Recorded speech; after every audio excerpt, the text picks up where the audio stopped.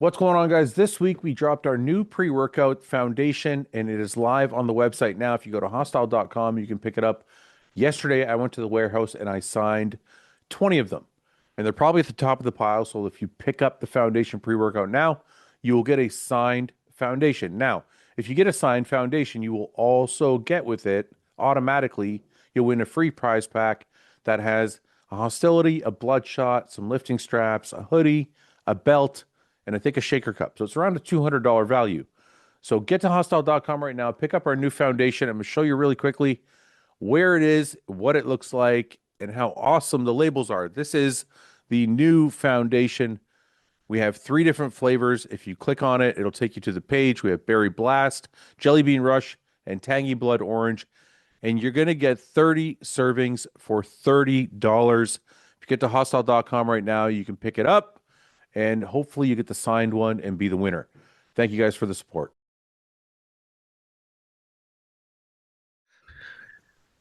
What's going on, boys? How are you? Sup? Another week, another bro chat. Yep. Yep. Ian, I need your help. Did you buy that motorcycle yesterday? Nope. I'm going tomorrow to look. Are you going to buy it? Maybe. Yep. Probably not. I'm pretty indecisive. What is it? M1000RR? Is that what it is? Yeah, I mean, I looked at that. I looked at the ZH2, and then there's still that black Busa that I looked at before that is still. It's got to be the Busa, dude. You're too big. You're too big for the others. Yeah, you're probably I right. don't even know anything about bikes, and Booster just sounds cooler. Yeah. It is cooler. Wow. And it's Got that black, riding that black Booster around, player. Yeah. It's literally the almost the blackest bike you can buy. This is what Ian's getting. It's like that's probably the one. Just Yeah, it's like what Lawrence Fishburne drives in Biker Boys. yeah. It's like the most obscure reference I could ever think of. Lawrence Fishburne. There it is. That's a stock version of it. That's what it looks like. It would look just like that. That's a Gen 3. Yeah. That's nice, dude. I love that bike. Yeah, I think they're sick. You change those, obviously, those big fucking behemoth stock exhausts, obviously. Yeah. Yeah. They'd maybe put a little stretch on it or something, but either way, they're fucking dope. I always felt like it needed a little stretch. Not this gen. Yeah. Not this No, gen. just a little bit, but the new gen's not quite as bad looking as some of the old ones. The original gen, like this, I hate Yeah. that. This is gross. Yeah, yeah. Like it's And tough. now we know that a Booster is also a fish next to Google. Yeah. It's a bird, actually. I guess what they named the bike after is like some kind of falcon, right? Dude, look at this one. This is what, yeah, it is. It's a Falcon. So this is what you Yeah. need. You need to drop the front end, you stretch the back end, and black everything out. And you Yeah. got Yeah, this. the one I looked at is fully blacked out already. You should have bought the one I sent you, the one that was like all finished out, fucking for 17 grand. Yeah, but some dude fucking beat the piss out of that bike. Like, Yeah, I know. I want to be the one to beat out of it. Like, I want to beat the shit out of my bike. yeah. Why is April? April's like a dead spot in bodybuilding, even though there's FIBO and there's the Arnold Brazil. Yeah, I mean, there's not much, there's not a whole lot looking like there's going on in those lineups though right now, is there? Why? Well, Raphael, I think, is doing the Arnold Brazil. He did a Yeah. guest. He did a guest posing recently. They're good. He looked Look pretty better than he good. did on stage. He looked pretty good, but he didn't look great for like. I don't want to speak badly, but he didn't look great for 2 weeks out. Is it 2 weeks? Yeah. Well, because Arnold South America is like 2 weeks from now, I think. So Yeah, I mean, he only had so much time between the Arnold Columbus and this. So, I mean, we can only expect so much improvement, but I mean, there's still a good couple weeks there. So I know he did switch coaches as well. I just saw this pop up. He's not with Neil anymore, right? He's working with a Brazilian guy. This is Amir. Amir just posted this. He looks I saw that. Yeah. fucking crazy. He's probably doing the Arnold Brazil. He's got to be. He's ready. Like, what the fuck? Or FIBO. Obviously, he's Oh, FIBO's. Yeah, he's FIBO's fucking European, so it's probably FIBO. Yeah. I was kind of trying I to mean, go he's literally German, isn't he? So I mean, he's definitely doing FIBO. I was trying to look for fuck, it's still loading. Where did it go? Where did it go? Where did it go? There it is. This. Just the backside didn't look like 2 weeks out. You know what I mean? It doesn't, but it's still it's not far off how he looked in Columbus with still maybe a little better and some time to go. So we'll see. But Yeah. I mean, to really be in super good shape, obviously, it's not going to happen for Arnold Brazil. He clearly needs more time, but to see if it's a significant improvement from the Arnold, I guess we'll see. So there's him, and then I don't really know who else is doing. I think who did Go I? back to the picture of that Amir guy, or what was the guy we just looked at? What's his name? Yeah, Amir. You guys see how fucking weird it looks that he. Well, I'll wait till you get back on this thing. Amiro Magic. Miro When he magic. hits those, when he's hitting that like side chest, his head is so like tucked forward and Yeah. down. Yeah. Yeah, he like Just put your head normal, A dude. lot of guys do that. Let your body rotate. Just keep your head still. Just like he tucks it into his shoulder. Like the same with the tricep on the. There's another shot where he's doing a tricep further down the profile. It's like he's tilted forward so much. This one I don't blame him for because I know when your flexibility's off. Yeah. Like when your flexibility's off, you just kind of go that way. It's like weird. You kind of end up over there. He's just fucking peeled as fuck though. Like it's so crazy. Like we don't see anybody this shredded. Like it was Roman first, and now him. It's crazy. I wish I was so big I couldn't bend my neck. Be great. It's like But yeah, this I don't understand. Ian, what is it? Mike, what is it? Why don't guys compete? If You know it what? wasn't- I've honestly I hate to sound like this fucking guy, but the whole front end of the year has been pretty fucking unenthusiastic with like competitor turnout so far, and it's like I don't know what people are waiting for. Like, are people just are all the shows going to be like this all season? Are we all of a sudden going to get like a Tampa Pro with 47 guys? Like, where the fuck is That's everyone? what I mean. But that's what I mean, though. I think Yeah. everybody kind of waits. But I'm saying it's not even April. It's like, when the fuck are these guys playing to compete? I feel like these guys are like way too strategic in the way that they approach doing shows. Yeah, but if you've been properly strategic, you would have gone one fucking Detroit or Arnold Brazil. That's what I mean. Like, but These they're like, shows well, I with want big purses and no lineups. Like, Yeah. Yeah, because I feel like Fucking they're weird, all. man. I feel like they're all waiting for the summer shows, and I'm like, okay, but I call that murderer's row. You're like, Yeah, now you're have fun at Texas with 31 guys that like 19 of them have been at the Olympics. Yeah, now you're Joe Palacios. You're like Hunter. You're like fucking Jordan. Hutchinson, You're like, fucking, yeah. Yeah, like that's not an easy. I don't know why you wouldn't jump into like. If you jumped into like Detroit, then you have FIBO, then you have Arnold South America. There's like a whole bunch of chances to like actually do something. Yeah. So it's strange. And then even at the Arnold, it's not really like a big turnout. No. So I don't know. I wonder if the Arnold does that on purpose, though. I feel like they should have more guys. Yeah, but I'm not trying to say this is an insulting way, but like they had some guys in that lineup that wasn't like they were declining a bunch of big names to let them in. I think that was probably just most of what they got, and they let them all in, Think so? Well, I mean, like Anthony, or is it that because he won the Arnold Amateur? Do you think guys? No, what did Anthony Williams? What did he win? He won the year before. He won the. He won the amateur before. Okay, that's so. Yeah. No, I thought then I guess. I thought he won North Americans or something like that. Yeah, I didn't think he won the Arnold Amateur, but maybe he did. No, I think he won something. He won North Americans or something like that, or Nationals. I don't think it was the Arnold Amateur. Let me see. You know what? We can check for that. The Real Bodybuilding Podcast website. You think it knows?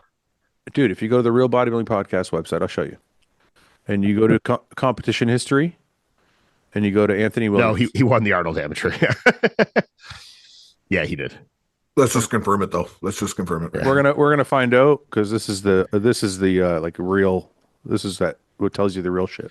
Yeah, I mean it's like the first pinned picture to his profile is him winning it. But Anthony Williams, Arnold Classic. Yep, that's right. And now we've confirmed it. Oh no, wait, we haven't. no, that's this year. It doesn't have his amateur shows. That was the one. Oh yeah, But this won't show amateur shows. That's right. It won't show amateur shows yet. We're going to correct that. Yeah.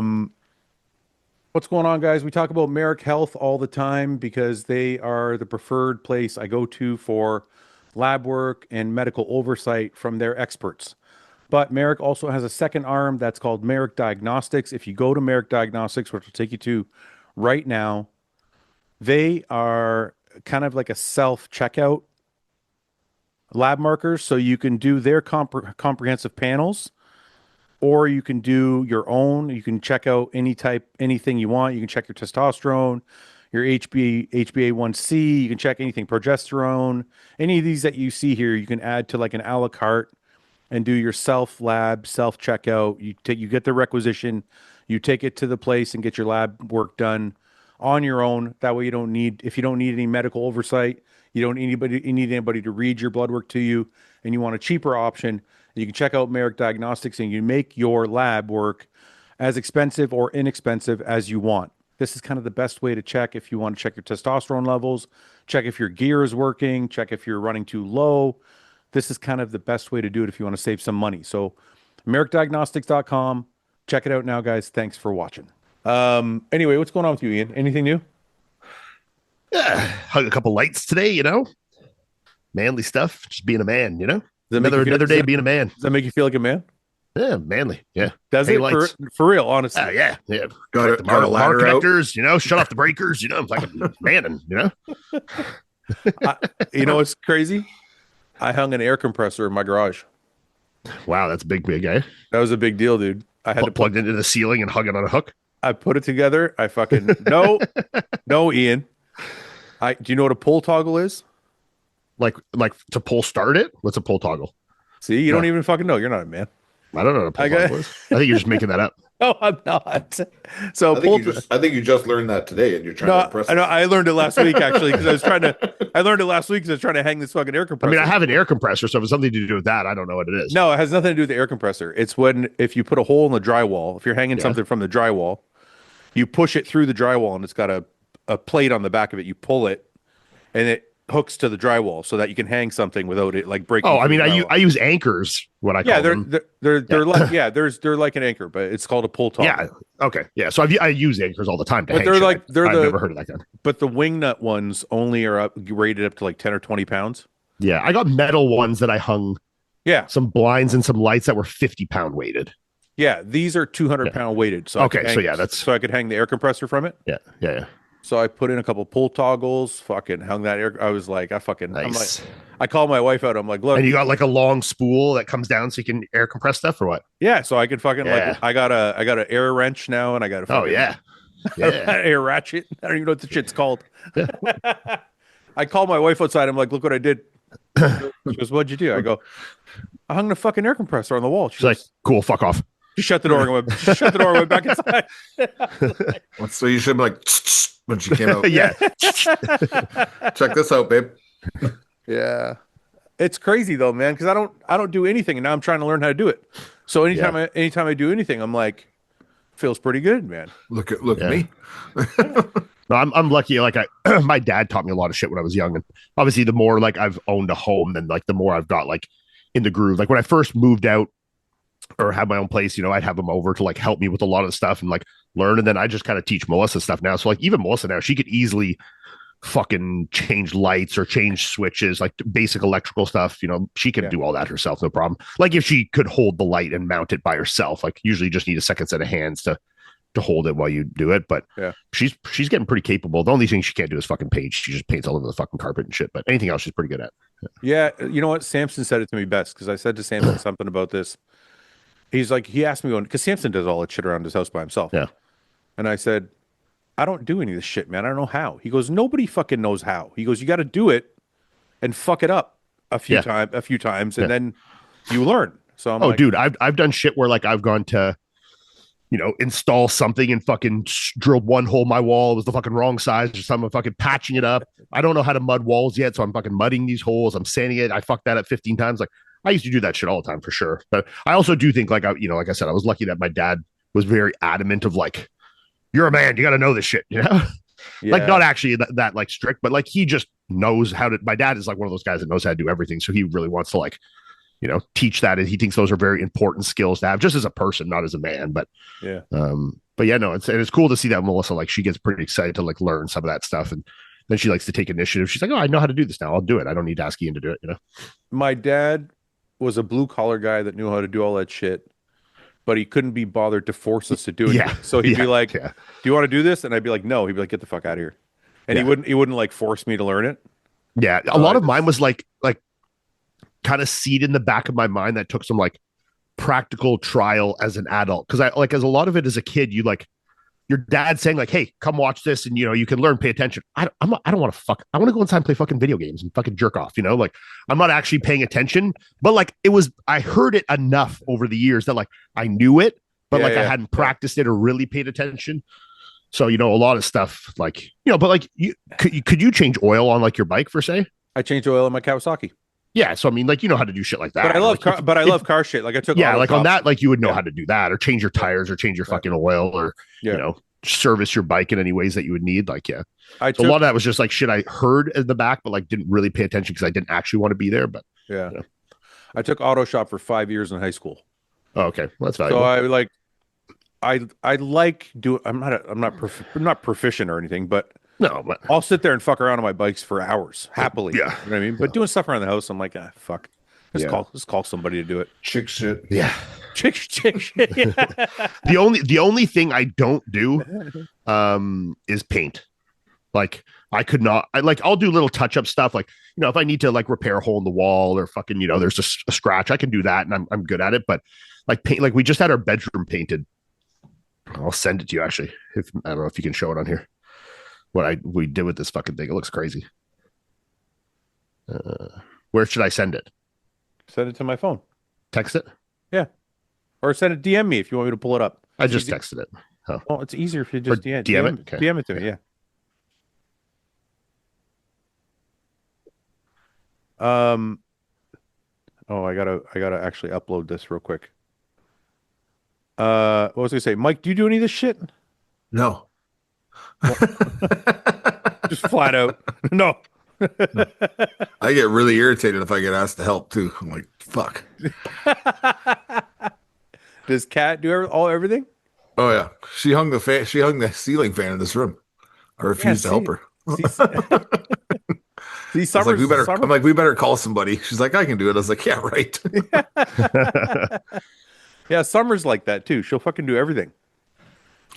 Yeah. And I'm like you. I get fucking irritated. I'm like, don't fucking make me do this right now, please. I should come home with like some massive thing. Can you help me carry this up 3 flights of stairs? I'm like, what the fuck? Like, first of all, where did you buy this? It's like, looks like it's fucking from some shipwrecked fucking pirate ship, some thrifting store. I'm like, God damn it, dude. The whole time I'm carrying it, I'm like, this is the last time I'm fucking ever doing this. I'm like, get someone else to come over and do it. We should actually add our guest here. We have our guest waiting. Oh boy, this is gonna go fucking wild. What do you mean? WNBA. I thought it was when I first saw it. Winbaum. BLM. Put him through the gauntlet. Black Lives Matter. Is that Mike? What the fuck? Mike. I hate What's people. up?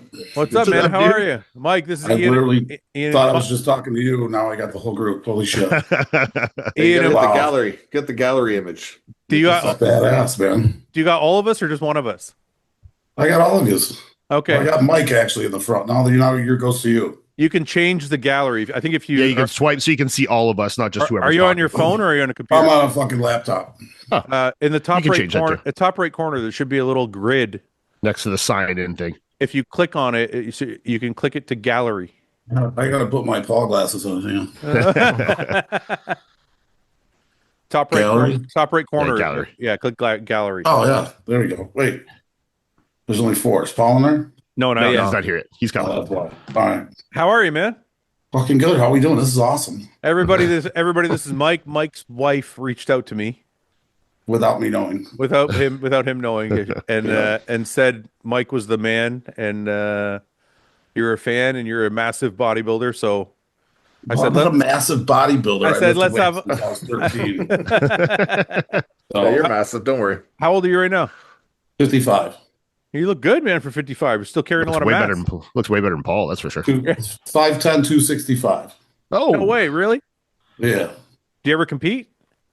No, I never thought I was big enough. Biggest I ever got was 296. That's big enough. That's big About enough. 5 or 6. The body dysmorphia thing, which you guys know. Oh yeah, of course. I never think I'm big enough ever. So Yeah, but you had it way worse. If you weren't thought you were big enough at 300 pounds. Yeah. yeah, that was with my power. I started powerlifting at like 40, 42 years old. Okay, So good time to pick it up. Little late to start. I've been strong my whole life, like Ian and shit. And Yeah. bench 500 every year since I was like 20 till last year. on Notice my how he just shoulders. said me, by the way. You know, Well, I know you're crazy fucking fucking pussies. strong. I think Mike might have actually been stronger than me, but No. No, not anymore, that's for sure. Yeah, that's what happened now. Now I got to get reconstructive surgery on my shoulders. oh yeah, So you in bodybuilding since you were 14. You were powerlifting at 40. Yeah. You never thought you were big enough. Did you compete at all or never? No, never, never. I mean, people used to always try to get me to, 296, 5'10, not, I never got like lean, but I was always, abs, striations in the shoulders, vascular kind of shit, but never, competition lean, never like 8%, 6%, 5%. Did you have friends that competed or no? Yeah. Yeah. And I got you a bunch of local guys. and you binge all You the know, shows and everything. You never thought you to. it's just, I went to, we had a few shows here in Syracuse and, I remember, what the hell was his name came? And I was so intimidated by just seeing him in person. I don't know. It's an awe when you guys get on stage and go through the whole, losing the weight and suffering through. Like I've suffered to gain weight and be huge and force fed and bloated and, where you feel like you got to shit every 5 seconds, but 10,000 calories and all that, but for no reason at all, just to be a fucking bro and huge and walk around and be big. That's do all you right. guys? This is a question for everybody, and I think I know most of your answers. But did you find prep like eating no food harder or eating lots of food? For you, Fouad, that's probably eating less food is harder Uh, mentally. I always tell everybody both suck really bad, but I hate starving. Yeah, I hate starving. But we've talked about this. The only comfortable periods in bodybuilding are 7 weeks out. from 10 to 4 weeks out and the 6 weeks after the show. Yeah, Those But two, those are the best looks too, in my opinion. yeah, yeah, they are the Yeah. best look. You're They are, right. yeah. You're right. They're the best You look. know? Yeah, it's funny how that works. You want But, to walk around 10 weeks out all the time looking, Yeah. jacked and not completely starving. Yeah, So how bodybuilding proficient are you? I don't know, pretty good. Like, do you follow all the competitions? You know all the guys? You know the history? Like, Listening to you guys every day doing your predictions and everything, I'm pretty good on that. I mean, I'm a Nick fan. I'm not politically correct like you guys were. I don't know. I can say things. I think Nick should have won. that's okay. A lot of You people know, think, a lot of people think that. You're talking about, the whole mass. I guess to me, my big thing is it's open. So I don't know if Ian said this too. Like you got to be a freaking open.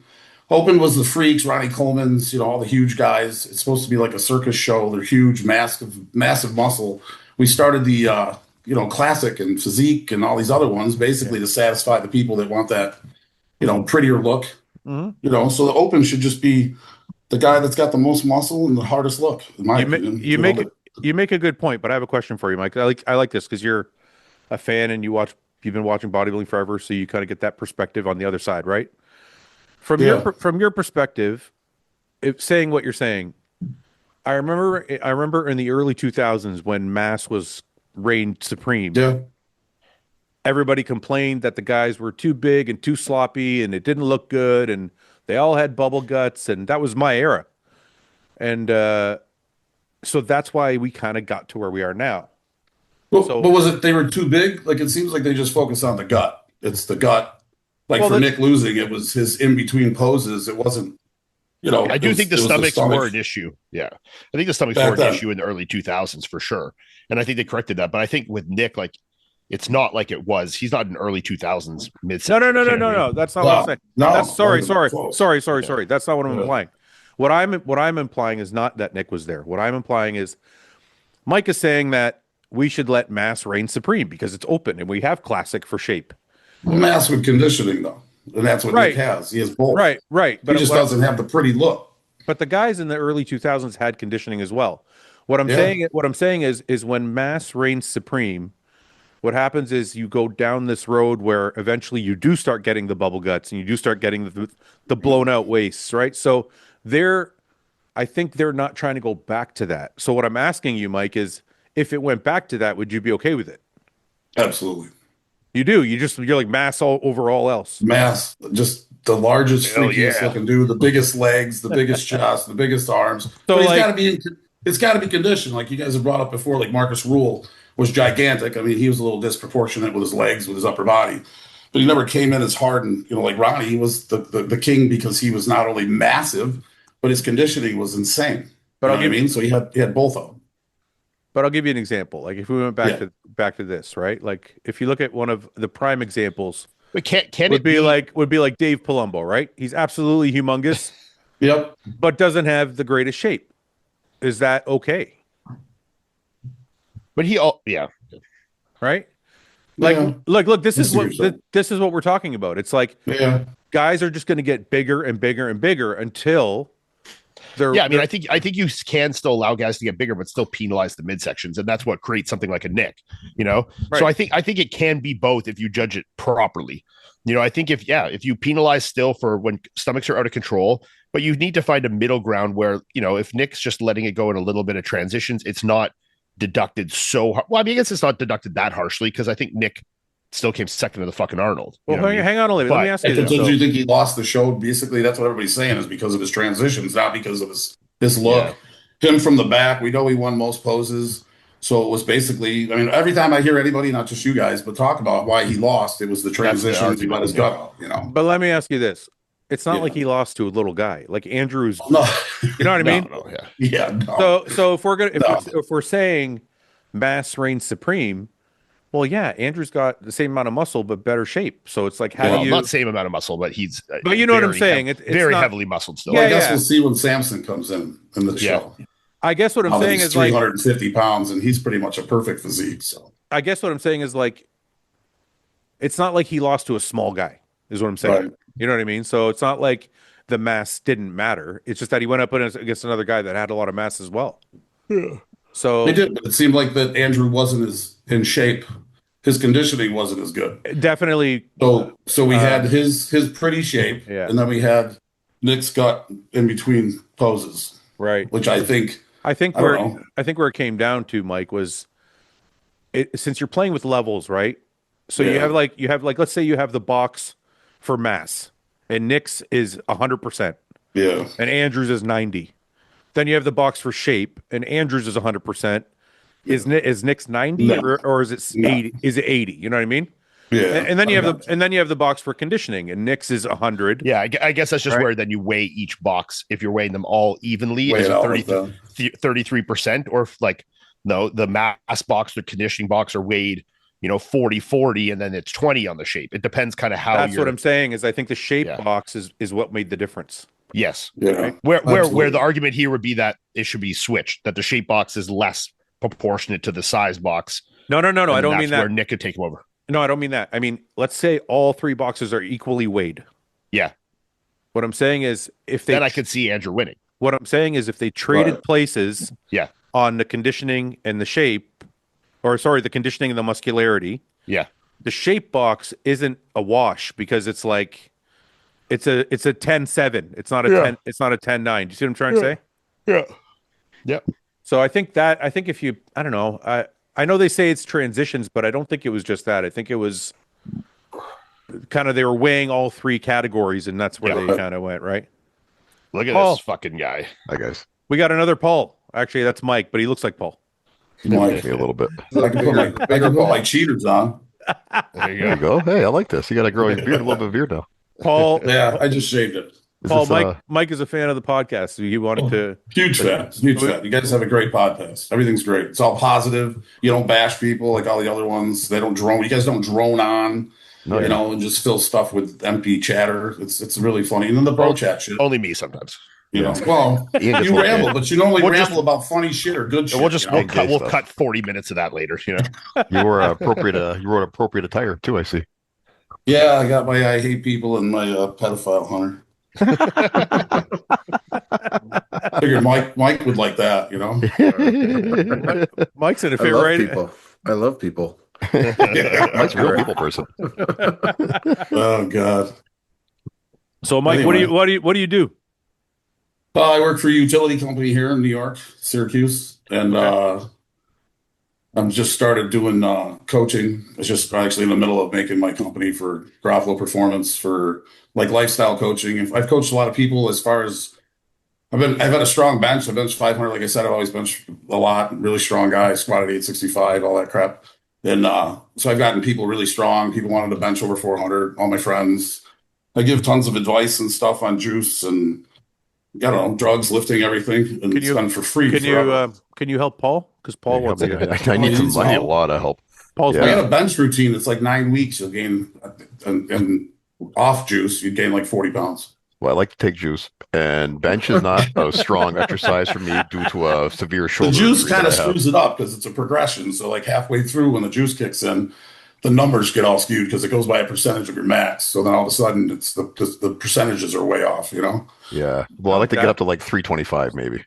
What? I'm just joking. Yeah. Nowadays, I probably would be a Do you little think you lower. could bench yeah, 3 plates? nowadays. Do you think you could bench 3 plates on a barbell, Paul, right now? Right now, I would hope so. 2 goes up very easily, but I haven't tried anything above like 275 in years, ever since my shoulder started getting really bad. I think if Oh, Paul, give I it a think rip tomorrow. Just load it up and give it a rip. Yeah, that's exactly what'll Literally, happen is literally give yeah, it a rip. Literally give it that's a rip. exactly what'll happen. I think if Paul dedicated, like this was the only thing he was focused on, he could do 3 plates. Oh, yeah, yeah, for sure. for sure. Yeah. Yeah. Well, don't say for sure, dude. I wasn't. Hey, I was giving you. I'm like giving you a little bit of a compliment, but it's not for sure. 3 I plates think is not that's much. for sure. It's like 75%. I feel like you could do that. Like when we trained in Saskatchewan one time and we were doing close grip bench. Yeah. You were doing 2 plates on there for like sets of like 10, 12, whatever. Like, Yeah, weren't yeah. Two's close pretty grip. easy. Or are we talking yeah, about? but I mean, Are we talking about 1 rep? Yeah, if 1 rep, Oh, you can okay, do yeah. 3 probably now Yeah. for sure. Yeah, I would hope I could. Yeah, but wait Yeah. a minute. You guys trained like a year ago. Yeah. Yeah. Yeah, he's lost a lot of strength since then. If anything, I've gotten stronger in the lower body. Well, we're talking about bench press, Paul, so I don't care how much you squat. It equates overall body strength. A little leg drive, Mike, Yeah. you said you squatted 865. Yeah, in my 20s, had a regular bar, walked out. Ugh. Wow. Do you got Really? any? Do you have a Instagram? What's your Instagram? Oh, we don't want to go look at my Instagram. It's all What's your- selfies. What's your Instagram? It's me, Mike Garofalo. I know. How do I spell it? GAROF as in Frank, ALO. How old are you, Mike? 55. 55, eh? Yeah. 1 second. I'm gonna Way show. bigger than What do you, you- Paul. what do you think Way about better that, Paul? shape. How much you weigh? 265. Hey, Really? How tall are you? am I spelling this right? Oh, I got to put my glasses on. You know, GAROFAALO. Yeah. Yeah. Is it Mike in the beginning? Hang on, spell it again. Yeah. Isn't it? Is that? Oh, there it is. Underscore. Mike underscore. Yeah, that's one of Look them. at this fucking beast. Easy now. Oh. Is this you? Paul, you got to up the dose, homie. Yeah, man. Is this You recent? definitely got up the dose. You got to run. You got to roll your growth up to like 8 and then come back Oh, down yeah. to 4. I got to go back on growth. If you go into like a public event or something, you always got to roll it up. Dude, that's fucking strong as fuck, man. Good for you. That was at about 45. I don't know how long ago. 5, 10 years ago. 10 That's years ago. fucking awesome, man. At 45, deadlifting fucking 700 pounds. The thing is, I you tore don't my follow quad me. tendon in the right leg, so that was the problem. I used to when I squatted a lot. Then recently I could only do 7. Look at this shit. You're right, too. I got 3 bikes. That's the. What is that, a Pro breakout? Street. That's a Pro Street 2016 Pro Street breakout. That's my Yeah. wife's Indian? Indian that we put a big fat tire kit on, Nice. and that's my buddy's Fat Boy. I gotta like admit, it. Mike, I'm a little disappointed though. Why are you Took disappointed? those bars You off. don't follow me. We get all the political shit. We got all the angry political shit in there. We don't look like That's that. all right. We like that. We like that stuff too. It's all right. But, yeah, I got 3 bikes. I got two of the baggers too. I got 2. I just got one dynoed. I got a 143 and a 22 Road Glide. No way. Just got my sheets. Hit 198 horse and 195 torque.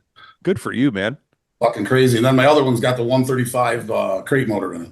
Oh, nice. How's that? That's actually, honestly, I think that's the best motor. It's about 130 to 40 horse. You can beat the hell out of it. It's Harley did the Screaming Eagle kit on it, so I didn't send it away to anybody else to get it done. So it's got all the EPA shit on it. So you can literally just beat the fuck out of it. It's not going to blow up because it's not lean. Doesn't get hot. That's the one we take for, 2-up and rides, longer rides and shit. Yeah. Put the camper on the back, that fucking big suitcase fucking thing. Good for you, man. So you fucking ride. You're strong as fuck. You fit right in. You might just come on every week.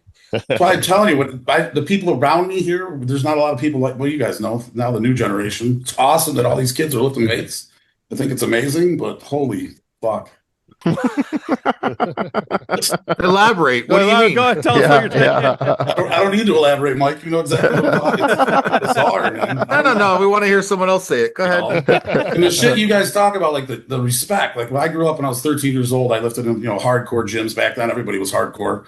There was no puffy gyms, and I would never think of taking off my shirt I outbenched a lot of guys that were in their 30s and 40s, and I still would respected the shit out of them. You guys have been doing it longer.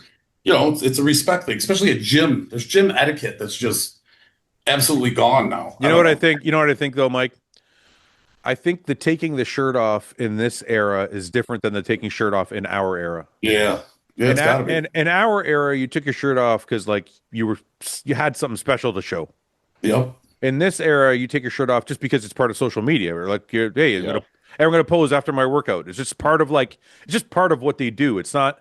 I don't think it's the same. There's no modesty. But I don't think it's the same meaning, Paul. I think. I think you're absolutely right. I agree. It is. But it's like a modesty thing. Like, I don't know. I don't think it's a modesty thing. I think it's a part of the norm of like, okay, look, when we went to work out, it wasn't for anybody else because there was no social media. We would just go train and we do this shit because we love it, right? That was 100%. For the chicks. That's for the fucking chicks, dude. Yeah. Had to get pussy, bro. After the first 2 months, the chicks are gone. But now it's working out is a social thing. Yeah. So you go, you put your cool clothes on, you go, you train, you take your pictures afterwards with your shirt off. Like it has nothing to, I don't think it has anything to do with modesty or respect. I think it's just part of like this generation's way of working out. Like it's part of the whole thing. Yeah, but doesn't it seem like even like girls nowadays, like you wouldn't wear shorts that short in my day. Oh yeah. Well, but Let's hear it, Paul. Huh? Let's hear it, Paul. Well, okay. So like, and I don't think a lot of them mean to be slutty. I think it's just that that's just what they wear now. There's not as much modesty to the body. Like you don't keep it as under wraps anymore. Like my day, if a girl wore like booty shorts like these girls wear today, they're like, oh, look at that slut. Nowadays, it's just That's so true. That's so true. Yeah. I don't think that's true. You don't think Fouad says, put on your burqa. I don't think that. Yeah. No, I don't think. I think it's because you live in Windsor. Is that what it is? Yeah, you're in a fucking small city. There's 10 people at the gym. They gotta have one fucking slut run around and fucking. It is an epidemic in the sense that there is like girls are, and I'm in public gyms every day, so it's like there is girls that they can dress how they want to dress if they feel like they want to dress that way, but it's almost become like a uniform. Yeah. Just like, but like half tops and that, you wouldn't see that, Mike. When I was a teenager. But that's what I'm saying, Paul. Is I think that's part of this generation's working out. Like we used to fat chicks wearing tops like that. Hold on a minute. Let me explain. Let me explain what I mean. Let me explain what I mean. We used to go to the gym. It was strictly like for our physique. Kids now are going to the gym because it's social. So it's like going to the bar. Yeah. So they're like, what does the chick wear? What does the chick wear when she goes to the bar? She wants to wear something revealing. So that's how they look at it, you think? That's how I think they look at it. Right, yeah, maybe. They validate it with their physiques. I think you can definitely tell they're not there to lift, to look big or get huge. Dude, working out is a total social thing now. I'm not saying they don't. Yeah. I'm not saying there isn't people that work out hard and have nice physiques. I'm just saying it's also very social. It's not like it was before. Yeah, I guess that's true. Yeah. So I think you guys are just old, and you're like. Well, I don't disagree with that. I mean, I'm only 5 years younger, but you guys are like way past. On the positive side, you got to be happy that there's this many people lifting weights and these kids are lifting. Because if you get this many people lifting weights, you're at least going to be more, in tune with your body and hopefully get a little more manly. And then society should shift at some point here. If you got this many kids lifting weights, even if it is for social media or just to, I don't know, to post something on the internet. How many people do you coach, Mike? Right now, only about 10. Like 10? I literally just started. But the problem is I posted all this stuff and all my friends that I've always helped and other people. I posted that I started my business and I'm going to do it for money. And I've got, 75 people that are messaging me for asking me questions for free still. Not asking for me to. Yeah. But I keep trying to say, Welcome to the club. For $300 a month, I can take care of that for you. Just go on and sign up. And it's like, oh no, I just need another question about this, or why are so many people taking 1,000 milligrams of mast? And I've dug myself in such a hole with that, dude. I answer like everyone's shit you're the all worst. day. Yeah, that's the problem. I literally give away like $1 million worth of free coaching. That's what it is. Everyone's gonna get more after this now. Yeah, I mean, I say this on the podcast all the time. It's already a fucking epidemic, Yeah. But Mike, I'll tell you this as a business owner, and I think these guys could probably attest to this too in their own businesses and their own styles of coaching or whatever. I think you always have to give kind of like 3 steps forward, 1 step back. Like if you give some free information, you get more business than giving no free information. Yeah, I think there needs to be a bit. Do you understand what I mean? Like Ian's saying, though, the problem with me is the people. I mean, I live in a small town, Syracuse, small. But all the people that I've helped and talked, give juice schedules to and lifting advice and how to get strong and, gone and lifted with people and all that. I've done it for free so much. Like if we're out on bikes riding, I'll just ramble stuff off for 20 minutes. I know, but I guess what I'm saying is if somebody messages you, right? Yeah. Instead of sending them the whole schedule, yeah, you give them some information and you say, if you want more, I'll coach you. That's what I'm doing now. So all I'm saying is you can't give zero information, but you can't give all the information. It's got to be just berate them like I do. Yeah. You just got to give them a little cock tease, That's what I got to do. What are you, a fucking idiot? Let him touch it. On the tip a little bit, right in the pee hole. Tickle it. Yeah. Paul, Mike thinks that Nick should have won the Arnold. What do you think? Well, there's a lot of people who agree with Mike. I don't, but there's a lot of people who do. There is a lot of people. It depends on what you like, that extreme muscularity versus more shape. I have an interesting question for you guys. So the New York Pro and Pittsburgh Pro are coming up. I'm going to gloss right over the Arnold Brazil and FIBO because I don't know who's even competing in those shows. Yeah, no, but I came across one of my favorite bodybuilders of today. I'm like the president of his fan club, I'm pretty sure. Angel Perez. No. Oh. The whale, the Russian whale.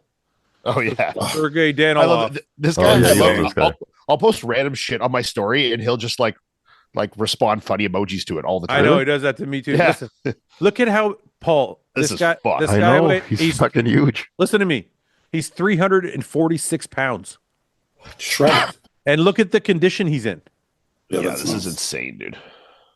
Can you imagine? Nasty, man. Can you imagine? Look at this back shot. Where the fuck? Look at that back shot. No, there's another one somewhere. Where did it go? There. Look at this fucking back shot. Yeah.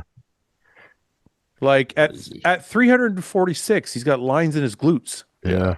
Is he doing one of those 2 shows? So I asked him. I was just praying he was going to do Pittsburgh because me and Ian are going to be there.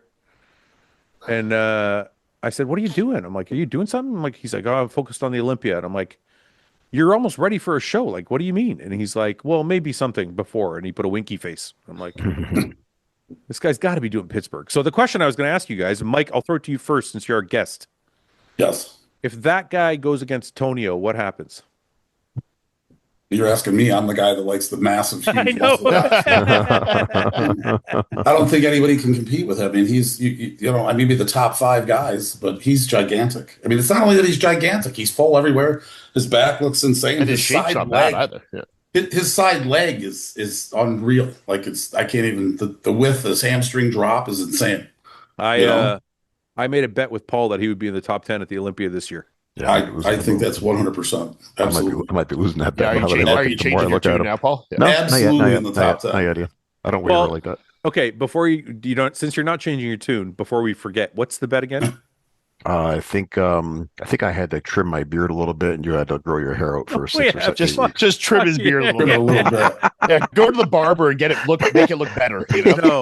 No, like one clip. I think you should have to have a clean shaven face for 3 months. Shave your eyebrows during pool season. I'll give it to you. No, I think you have to have a facial hair design of our choosing. Okay, there you go. I like that. Yeah. I gotta agree to this too. What does the rock? Handlebars, just handlebars. No, of our choosing. Just cheek hair. No, you just got to take that with what you will. You can't ask too many questions. It's a bet. I'll do it too. That's Okay. fair. All right. Fine. Okay, there we go. On. On. All right. This is Olympia we're talking about, though, right? Yeah. All right. We'll forget about this by then. Yeah, you got a lot of time to forget this one. The fans The never rules will forget, Paul. change 20 times. Someone will That's remind right. us. Yeah. Someone will remind us. Yeah. We should think of something way nastier. That's a big. I've been saying That's a that big for. one, Fouad. I've been saying that for like 4 months. So, I fuck work you. with the public. I work with the public. I know, but you're changing your tune now because you see how big he got. I said this like 4 months ago. Yeah. Well, hey, I mean, big doesn't always necessarily mean better. Yeah, but Who he's in the top 10 can beat him? That's what you got to ask. yeah. Well, who was 10th again last year now? What's his name from Brazil? Good Vito. Vito? Vito. Yeah, it was like Vito, Bonac. Those were guys who were like, If he can beat some of those guys, I'd be impressed. I mean, looking at pictures of him standing alone, yeah, he looks great. He beats Vito for sure. Vito's got world class legs, but he's I not. think he beats Vito huge or up top. Bonac. Yeah. Yeah. Dude, he's 346. I know he's fucking huge. I know, man. Like he's 346, and he Only doesn't 300 pounds on stage, you know. yeah, and he- I and mean, he- Vito's gonna be better too, though, right? We haven't seen Vito in a long time. I know, Paul, but like I don't think we understand how big that guy is because he's standing alone in a photo. Yeah. No, I know people that have seen him in person. They're like, dude, it's fucked how big this guy But you is. know, like it seems like we get like these odd, like once in a while, you get these big Russian dudes that come out of nowhere. Yeah. Fucking everyone's blown away by them, and then it never really No, materializes. that's not true. Remember Alexander Fedorov? Fedorov came out? Fedorov. Yeah, he didn't really do that No, much. he did when he first came out. He did really well. He beat What did he Ronnie, do? didn't he? Or almost beat Ronnie. Well, they No. build it up as him versus Ronnie, but it wasn't. No, he almost beat Ronnie. Yeah, that was a good And- show Really? between those two. Yeah, the only reason he faded away is he got injured. I think he had He a got a knee, lot of injuries. knee Yeah, injury or something like that. Do you remember we competed against him in Orlando? I was Yeah. there for that. Yeah, I Yeah, beat him. That was Fouad's He was- first win. I was there. He was pissed that I beat him. Was he second or third there? Third. Yeah, because Lockett was second, right? Lockett Yeah, was Lockett second. Yeah. But yeah, that's But then like Tonio's fucking 7th. That's what I'm saying. Like Mike's saying, there's no Tonio's problem. doing something soon, right? What's he competing in? Pittsburgh. Pittsburgh. He's Yeah. put up some stuff. He looks pretty good. Yeah, so I'm like, that's what I mean. Like that's a But good. yeah, the size difference is gonna be stark, but it's gonna be how much that Tonio's insertions and shape can. Yeah. The thing is with Sergey is his shape isn't bad, you know. No, not at all. Like the shape is solid. Like How's his stomach? This is Tonio's last update. I think it was a back shot. his I back mean, is fucking- it's That's like fucking nuts. he's Yeah. like perfectly proportioned. That's what I'm saying. Like it's you got like this perfect physique, but then you got a mass monster who's like there was a front video too, I think, he's gonna outweigh him by fucking, or below this to the left. There was a full. below this to the left. Yeah, Like there. yeah, like that's a really complete physique, man. I don't know. I still think that Sergey. How big is he? I'd say he's probably in like the mid to high 230s, 240. Yeah, Yeah. I guess around Yeah, yeah, he's giving up like 60 pounds. Is there Yeah. videos of Sergey posing, or is it just all stills, all still photos? I think there's a video somewhere. Let me see. Sergey. There's videos of him lifting and stuff. There's a video of him posing. There you go. Next to Larry Wheels. Shape's good. I mean, Larry Wheels looks like a child there. Yeah, and he's what, 300 pounds? 275, 285, Yeah, 6'2". he's fucking huge. This guy, God, and that's huge. he's 320 there, so he's 20 pounds heavier now. Yeah. That's crazy. Like it's and he beat Quint on his his pro debut. Like that's not, what is this? I thought this was a stage video. Get teased again.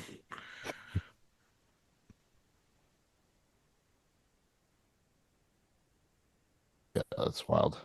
Yeah, that's wide. That's You got a fucking- hernia? That's crazy, dude. Yeah, he's got a little hernia. Yeah, You got an umbilical hernia? Look at this Look fucking at that leg. stomach, though. The leg is crazy. What do you mean? Look at this stomach. He's not even flexing. Yeah, don't start with the stomach shit. He's leaning back so hard all the time. That's why. Paul, Yeah. he's in the He's fuck. irked. He's in the middle of Look the at- fucking off season, man. Look at the leg. I'm just looking for stuff. You can't find it. I've been looking. Trust me. I mean, it's not like it's not like he's going to be Mr. Olympia. He's got some Still's got to round out his physique a bit and stuff, but like he's definitely a top 10 bodybuilder to me. Jesus.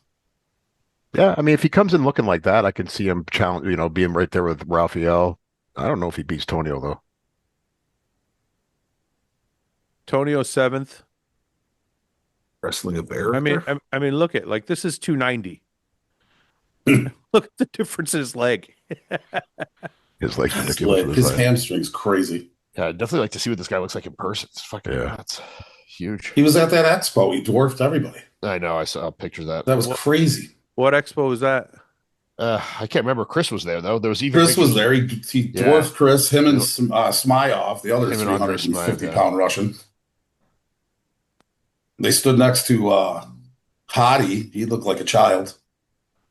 Yeah, I mean, like he's a little bit more sweep for his shoulder width, but Well, legs are still solid for a tall. yeah, his legs are still good. What is he? Really 5'11" or what? I know he's shorter than shorter. What does than that say in the caption there? Does that say 11 weeks out? What does that say? 11 more weeks weeks ago. And that was 11 weeks ago. So he had is that the umbilical surgery or the 340. hernia surgery that he's talking about there? Recovery from surgery was successful. It looked like he had a bandage on it in one of the earlier pictures. Yeah. I don't know. Man, but it's exciting. This is him on stage. He obviously gets in shape. Not a ton of detail here, but who knows what another year will bring.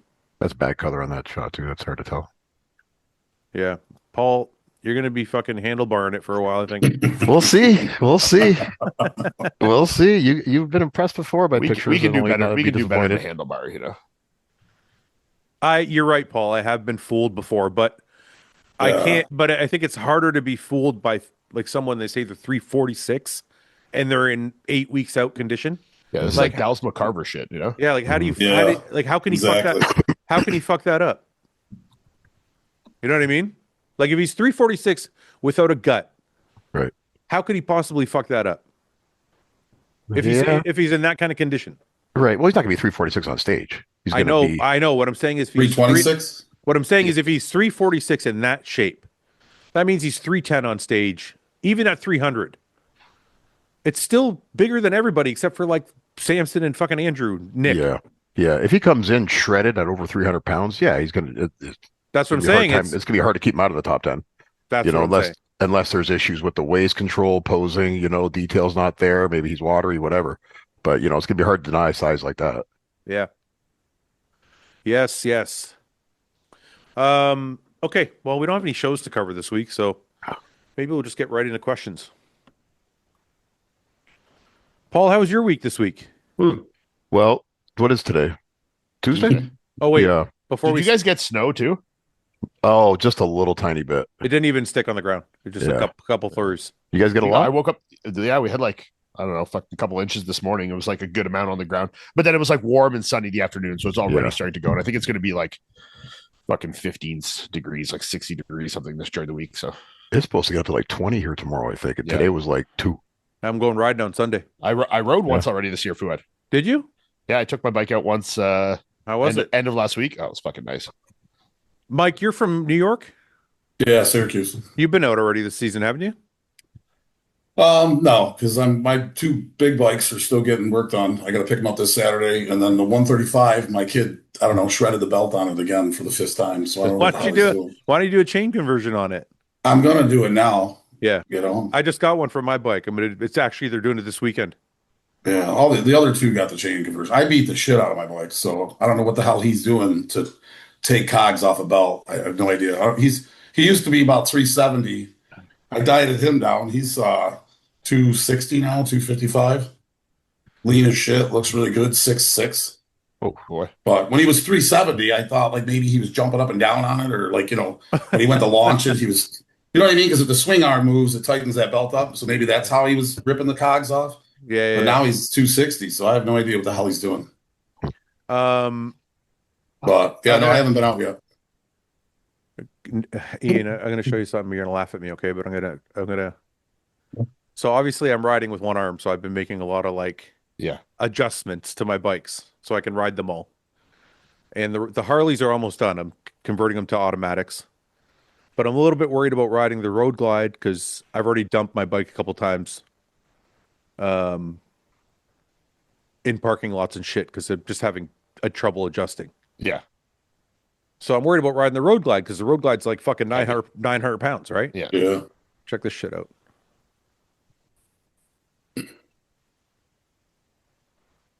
Right here. You showed me this. Okay. This is cool. There are times you'll want. Look at that. Look at these fucking wheels. The training wheels. Check it out.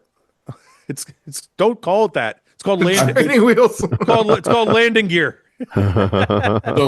So we have a guy that rides with us. He's like 5'5", no, I don't know, he's about the size of a girl, and he rides a road glide. And last year, he didn't even move the bike. He went to just pull out of a parking lot. And he cranked the wheel and slammed it down and broke his ankle. Yeah. So I bought him a set of those and sent him to his house. Did you really? Yeah, like he took it as an insult. I'm like, buddy, I'm trying to help you out, man. Like it's hard. It's an 800. When you're walking the bikes, they're 800 pounds. It's Yeah, not, man. He's on his tippy toes. Like I wasn't really being a dick. I was like, dude, just they come up, they go down, they don't stick out the whole time. Yeah. I think they're cool. So I think it's cool as shit. I mean, look, otherwise my road glide's going to sit there and collect dust because it's too fucking heavy. And Yeah, I mean, I'll certainly take it off your hands, but I mean, it's the best option, I guess, is those training wheels. Yeah. So I'm getting a landing gear, not training wheels. Landing gear. Not a bad idea. Yeah. It's like a jet. It's like a jet. It's got landing gear. That's right. They deploy at under 6 miles an hour. So if I'm like going into a gas station trying to get gas, you press the button, they drop. Oh, so it's a button for it. Yeah, there's a button for it to deploy them. Yeah. And then when you drive away, they automatically pop up at 6 miles per hour. Yeah. So I'm like, you know what? I think this is what I'm going to have to do until I get used to riding with one arm. Yeah, do it for sure. So anyway, Nice. I thought That's fine. I thought I'd just put it out there. Can you deploy them at higher speed? No, imagine that. You put them Well, down. I'm just thinking if you think you're going to crash or tip it over or something, can you hit the button and they pop out and level you out? No. They only work. They only work at like under 6 miles per hour. So all right. they're just for like. Listen, they're Balance. they're Just for balance. they're for people with like arthritis or amputees or like whatever your fucking affliction is. The hardest part about riding, for anybody who rides, knows it's the slowest speed shit in parking lots and fucking whatever, right? So this is my way so I can keep on riding. It's my fucking shit, Yeah. So that's it. Anyway, I thought I'd throw that out there before you saw it And make fun of you. and just ridiculed me. Now it's already out there. You can't say You anything. broke the ice. Yeah. So, and also we have to critique Steve's set. Some leg training. One of our friends, Steve Granzilla, trained legs tonight. He has been trying to work with Ian on perfecting his training, and I said, "Send me a video of your leg workout, so I know what you did." He's hopeless. So this is his set of hack squats. Already 2 wrong. plates, Steve.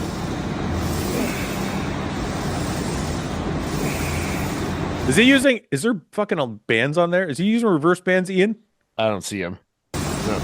No, okay. Are those knee wraps? Yeah.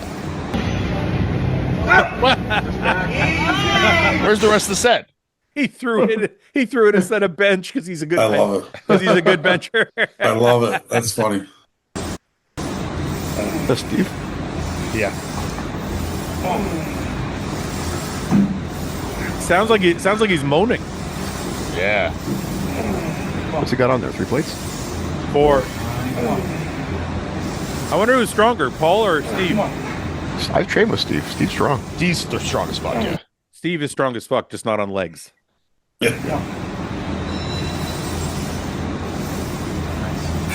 Trains hard. Oh my God, Steve. He racked it with like 5 left. What Steve, the fuck? what is man? this? RPE 2? Science. Oh, I know he's had some like his knees have been bothering him a lot lately, so I won't be too harsh on him, but you had more there, Steve. Yeah, for sure. like 5 left in the tank at least. Yeah. Fuck, man. What the I fuck? can get big like that, Steve. I tried going for like a just working up till I felt a point of discomfort with deadlifts today. I had deadlifted in like 3 years. It's a fun time. What'd you do? How much I did 7 plates and I called it there. I did Oh, yeah. 3 and I was Yeah. proud. That's I not did bad. 3 the other day. I was proud of myself. 7 fucking plates. Fuck But you. that felt heavy for me for 7 plates for sure. Sure, it is heavy. Yeah, it is heavy. It is heavy. I'm gonna feel that for weeks now. It doesn't feel heavy. It is fucking heavy. It is fucking heavy. Fuck Yeah, are but I you mean, at the talking- same body weight, I've done that for like sets of 10. You know. Yeah, but you're Christ. 35. Yeah, I'm in my physical prime, Fouad. That's, No, that's you're bodybuilding prime. Yeah. Ian, Muscle maturity. once you're Yeah. 35, every 5 years, you I lose think some for shit. I think for a lot of stuff, I'm stronger than I was before. But I also don't like some of the stuff. I just don't try and be as strong as I was before. Like So what? It depends. Yeah. Like what? Like for what? Which side? What are you stronger on now than you were before? Nothing. I think my back's training and stuff. I'm stronger for sure. Like rows and stuff like that. I'm probably stronger. Yeah. Yeah, but that's all machine shit. That doesn't count. No, even like dumbbell rows. Like, I mean, I put up a video the other day. I picked up with no straps and rode 200-pound dumbbells Let's see. Let's see Ian's dumbbell row. Have you seen my dumbbell row? with no straps, by the way. It used to be. Have you seen my deadlift? Now it's have you seen my dumbbell row? Okay, let's see Ian's dumbbell row. We need the noise. I love the grunts. The grip is the impressive part. Yeah, that's all I was trying to flex was the grip, to be honest. Absolutely. I've been working on mine lately. That's great. A lot of hip drive though. Lots of hips involved. That's great. Good for you, man. Let's go.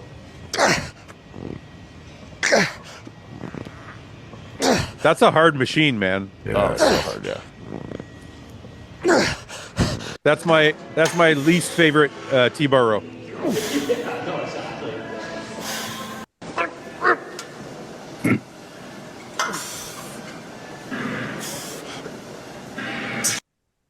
Is that the Arsenal T-bar? That chest supported one? The supported one is the Arsenal? Yeah. Yeah, it's my least favorite. It's so It's fucking like the hardest thing ever. Yeah. yeah. Like it doesn't Yeah. feel smooth at all. No, 2 plates on that is like fucking I know. super heavy. Yeah. I know. It's crazy. Well, Ian, since we're But showing like, no, like my pressing will never be like, I'm not ever going to be able to press like I did. But some stuff I feel like I've got like, little old man maturity in there that's got stronger, since we're showing deadlifts, I'm going to show you my deadlift. Yeah, I saw this. I saw this. One arm deadlifts. Someone actually sent me the strap that goes over your shoulder. I bought it yesterday. Okay, I saw it in the comment section. I bought the strap. Someone sent it to me. Yeah. Felt like it was gonna There rip you go. it felt like it was gonna rip my arm out of my fucking shoulder Yeah. socket. I have no arms. But I did it. It felt pretty good. I had That's to impressive. I had to use It is impressive. wrist straps. Yeah, of course. Help balance it. No, I just don't have that grip. Like after I mean, 225 in one hand on a barbell that's long. That's fucking hard, dude. after a plate and a 10 on each side, I can't. My grip won't Yeah. give. I can't Yeah. grip anymore after that. I want to show you guys this too, Paul, because you got some competition coming your way, buddy. In what category? Jumping rope.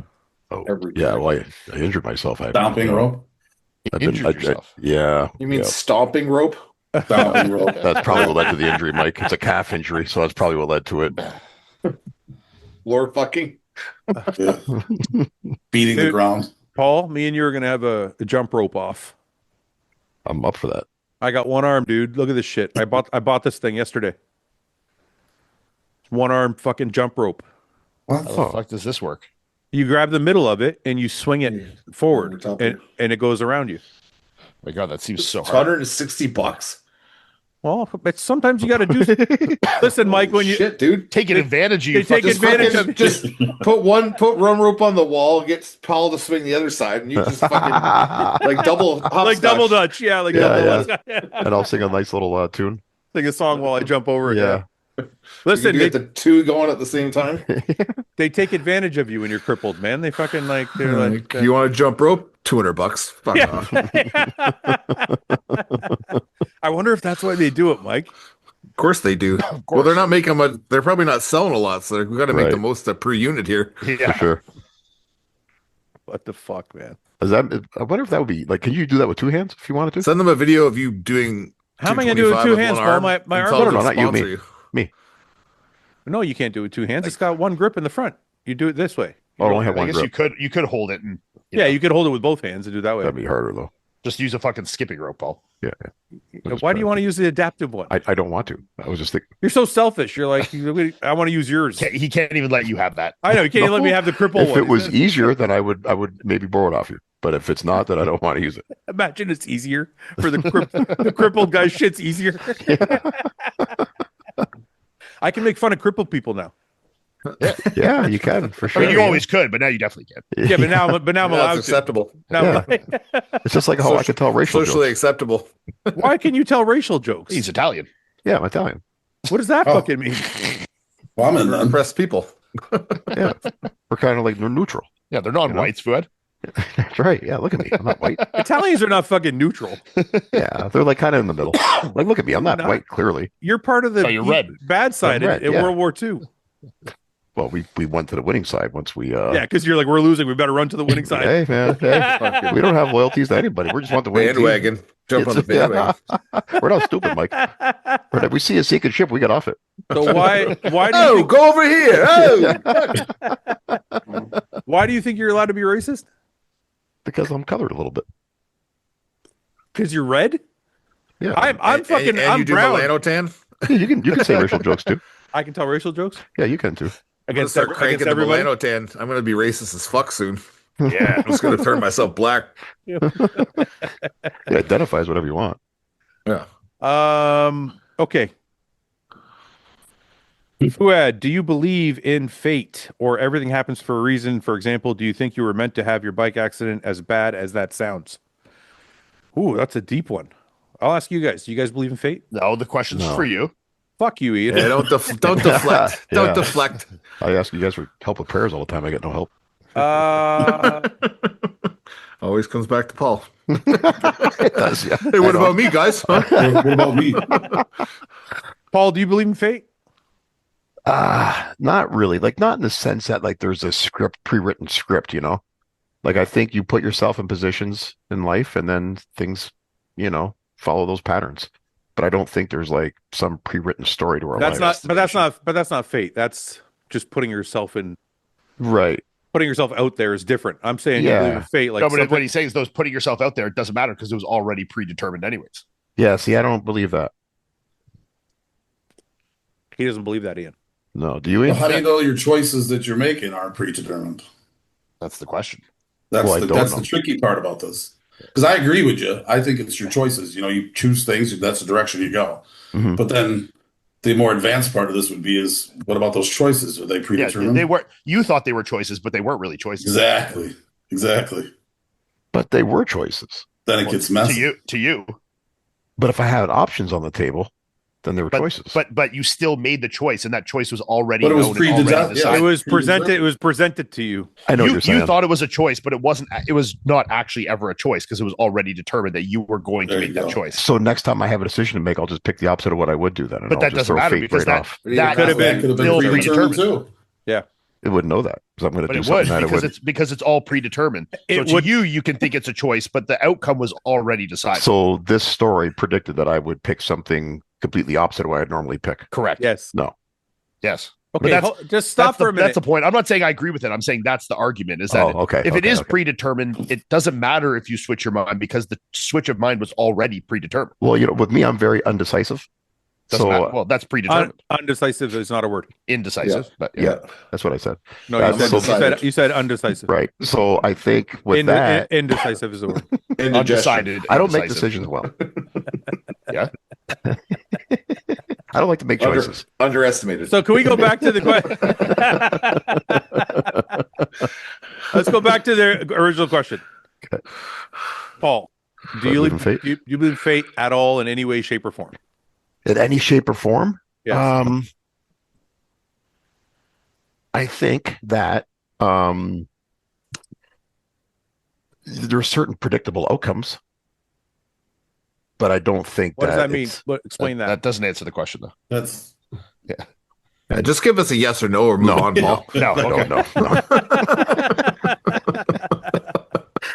Not at all. Let's not draw this thing out, man. Paul, No, my answer is No. no. We all know you're going to say no. We all know that. I didn't want to just give you a quick answer. I want to get a little bit deep into it. But it's not Oh. necessary.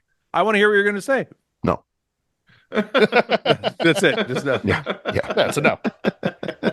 Oh, we lost What early. the That was fuck? early tonight. He didn't I mean- charge his batteries. Oh my god.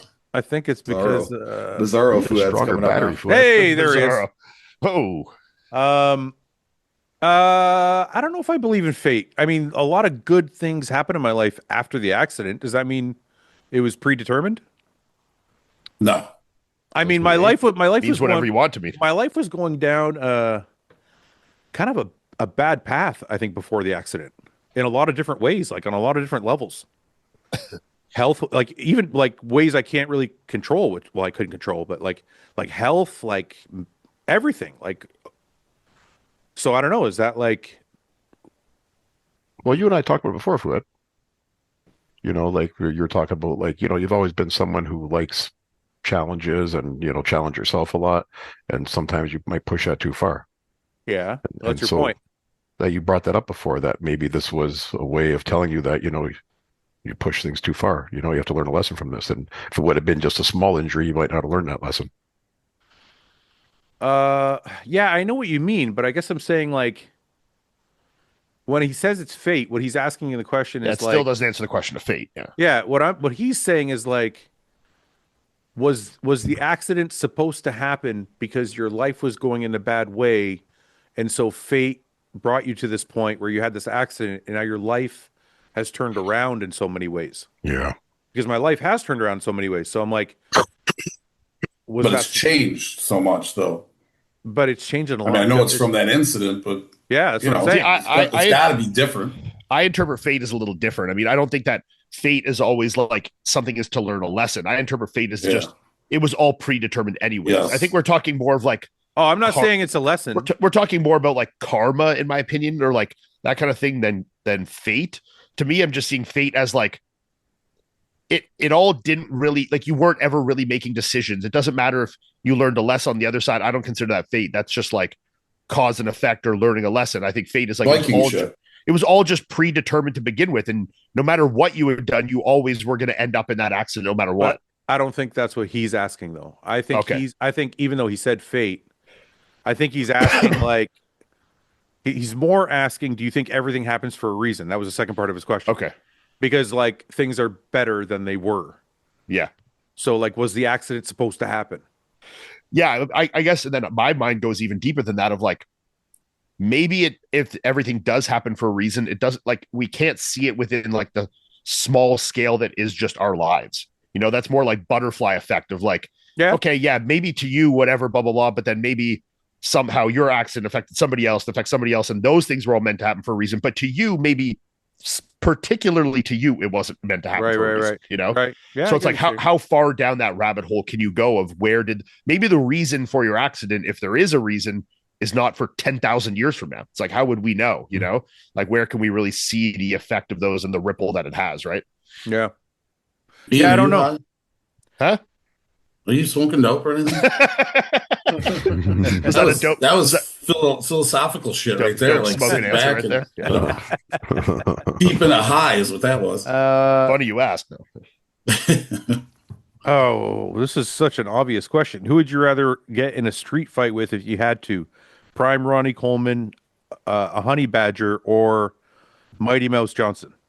Like I'm fighting them, or Ronnie they're on my Coleman. side. They're on my side, or I'm fighting them. No, you have to pick one to fight. I have to fight. Ronnie Coleman. Ronnie Coleman, I'd rather fight Ronnie than the other two for sure. 100%. What was the third one? A honey badger is going to fucking kill you. Or Mighty Yes. Mouse. Mighty Demetrius Mouse, Johnson. Demetrius The little Johnson's going to dude. wrap you into a pretzel and fucking choke you out. I think I'd take the honey badger. Really? It's going to trying to fucking get- kill you for sure, dude. I'm gonna get so. bit by a honey Those badger. things fight bears. Oh my god! They do? Honey Not bad- singular honey badgers, do they? A honey badger Huh? will chase a bear away. Anything? They fucking eat cobras and shit. Well, I know Yeah. small snakes and stuff, but we're fucking Dude, top of the food chain, bro. type in honey badger bear. See what you get. I'm gonna check this out. Honey I just think you could Where they found? easily wind Ronnie and just kind of knock him over. Yeah, yeah. A couple You could circles, jab. he's done. Yeah. I don't want to fight Ronnie. That's sad, man. No, you're not gonna really. You You're have to just hurt gonna him. tire. You're just gonna tire the little guy out. You know, just run around him. Just choke him out. You don't have to hurt him. Google says a human would I'm like out to of defeat a breath. It says but with significant injuries. So yeah, I mean, you could. It thinks that a normal sized human could defeat a honey badger, but with injuries. It's gonna rip your face off. Injuries. But they're 13 to 30. They're 13 to 30 pounds. So like that has to count for something, you know. So, yeah, it's fighting a very aggressive toddler. A toddler with a knife. A toddler with a knife. I mean, are we talking current Ronnie or prime Ronnie? Because there's a big difference. Oh, that's a tough We're taking current Ronnie. I mean, that's me, but I think I got the upper hand there. He said prime Ronnie. He's going to be slow, but I don't want to fight Ronnie, man. You know, Well, Ronnie was a cop though, so he must have been able to hit himself a little bit, For sure. even at that size. yeah, prime Maybe- Ronnie's just going to pull a fucking Glock on me. It's going to Maybe be over, the honey you know? badger is the easiest one. Maybe. These things are that nasty, eh? Yeah, they are. Yeah, they're nasty. Are they known to be aggressive too? Yeah, God, yeah. Are they? fucking Yeah, out of no, their they're like one of minds. the fucking worst things ever. But I just think they're too small, you know. But they got You some ever watched crazy... that Honey Badger skit with the gay guy talking over as the narrator? You Yeah, ever seen that, Paul? No. Oh my god! Like a pit bull isn't that big. That's one of the funniest videos of all time. Really? He's like, oh shit, look at him. Look at him Yeah. go. Honey Badger doesn't give a fuck. One Yeah, second. pull this up, Fouad. It's so fucking good, dude. This is the honey badger. Watch it run in slow motion. It's pretty badass. Look, it runs all over the place. Whoa, watch out, says that bird. Ew, it's got a snake. Oh, it's chasing a jackal. Oh my gosh. Oh, the honey badgers are just crazy. The honey badger has been referred to by the Guinness Book of World Records as the most fearless animal in all of the animal kingdom. It really doesn't give a shit. If it's hungry, it's hungry. Ew, what's that in its mouth? Oh, it's got a cobra? Oh, it runs backwards? Now watch this. Look, a snake's up in the tree. Honey badger don't care. Honey badger don't give a shit. It just takes what it wants. Whenever it's hungry, it just, ew, and it eats snakes? Oh my god, watch it dig. Look at that digging. The honey badger is really pretty badass. They have no regard for any other animal whatsoever. Look, and it's just grunting and ew, eating snakes. Ew, what's that, a mouse? Oh, that's nasty. Oh, they're so nasty. Ooh, look, it's chasing things and eating them. The honey badgers have a fairly long body, but a distinctly thick set, broad shoulders, and, you know, their skin is loose, allowing them to move about freely, and they twist around. Now look, here's a house full of bees. You think the honey badger cares? It doesn't give a shit. It goes right into the house of bees to get some larvae. How disgusting is that? It eats larvae. Ew, that's so nasty. But look, the honey badger doesn't care. It's getting stung like 1,000 times. It doesn't give a shit. It's hungry. I haven't seen that in a long time. I've never seen that before. That's old. I've hilarious. never seen that before either. That's pretty old, eh, Mike? Yeah, it's old. It's Yeah. fucking funny though. Greg Goliath, friend of the show, asks, how much tren is too much tren? Stop. Till you start hitting your wife, you know? When the night terrors start, it's usually time to pull it back. Yeah. That's about a good sign, dude. Yeah. Yeah. Flare-ups in traffic is acceptable, but like once you start to get to domestic abuse and night cares, then it's probably pull it back. So Any amount after 8 weeks is too much. yeah.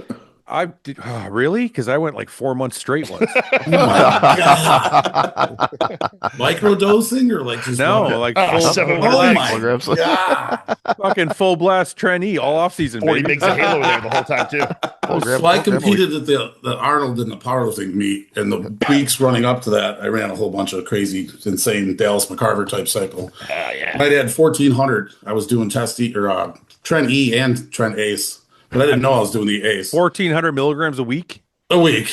Holy Yeah. fuck! That was so. Then I coined the phrase Trencotic because that was where like I drive around and just want to walk into Fight people's everybody. houses, Yeah, you must kill have everybody. Not even being rageful, just like Yeah. I think we Fuck should just everything. kill everybody in this house. You know, It's time for all of you to die. on your way to it's the just gym. time. You know what I mean? Like a- I'm done on your way to lifting at the gym. gym, and you're in the house. So guess Take a what? random It's host. guys, it's fate, you know? Yeah, that's right. That's what it was. It's Had fate. you not just gotta taken kill that them train, you still would have did that.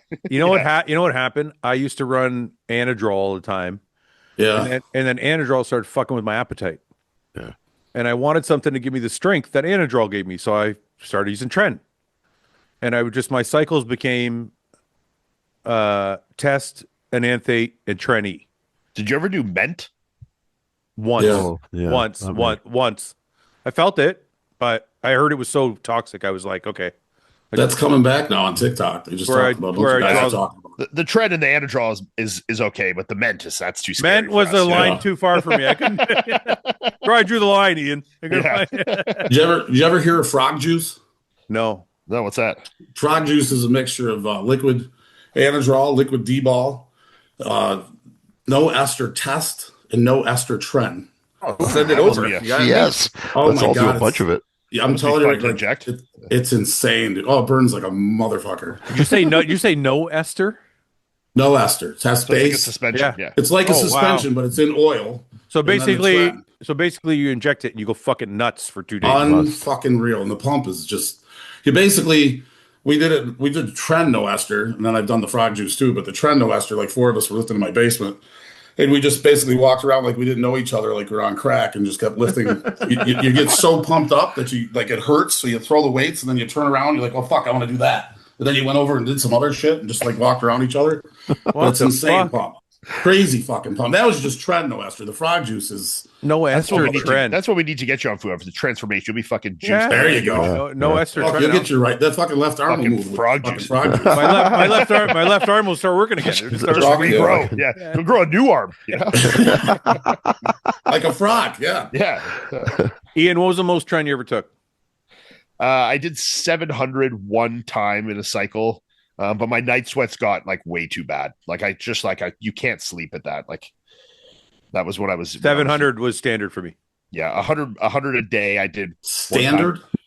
Well, I mean, like when I ran 700. Went to 7. I never went over 7. And then when I was in contest, if I would switch to like Trent Ace, I would do like 100 a day. So it was always 7. Yeah. I did 3. I would do 50 a day or 100 every other day would be like pretty standard for me. Yeah, I liked it. I don't know. But then again, my kidneys were shot. So Yeah, You never had any problem with your lungs with Tren? Oh, dude, I would get that was the worst for me. That was one of the biggest reasons why I couldn't do it. Like if I would do 100 milligrams in a shot, I would get a bad cough 9 times out of 10. So I that's would- what happened when I did the 1400. It actually damaged my lungs. So like Yeah, God, the yeah. Tren cough, lasts like 30 minutes. Mine was lasting like 6 hours. brutal, dude. And then it got to the point where every time I lay down in bed and I was horizontal, it felt like you'd get the Tren cough, like you're running in the cold, And even when I was off Tren, like 6 months later, it was. I would get that even from like tests and stuff sometimes. If I Yeah, do a that's fucking the shot. that's Yeah. the what do you call it? It's something Embolism. in the Oil embolism. yeah. I only You got can actually get the Tren cough with any oil injection. Yeah.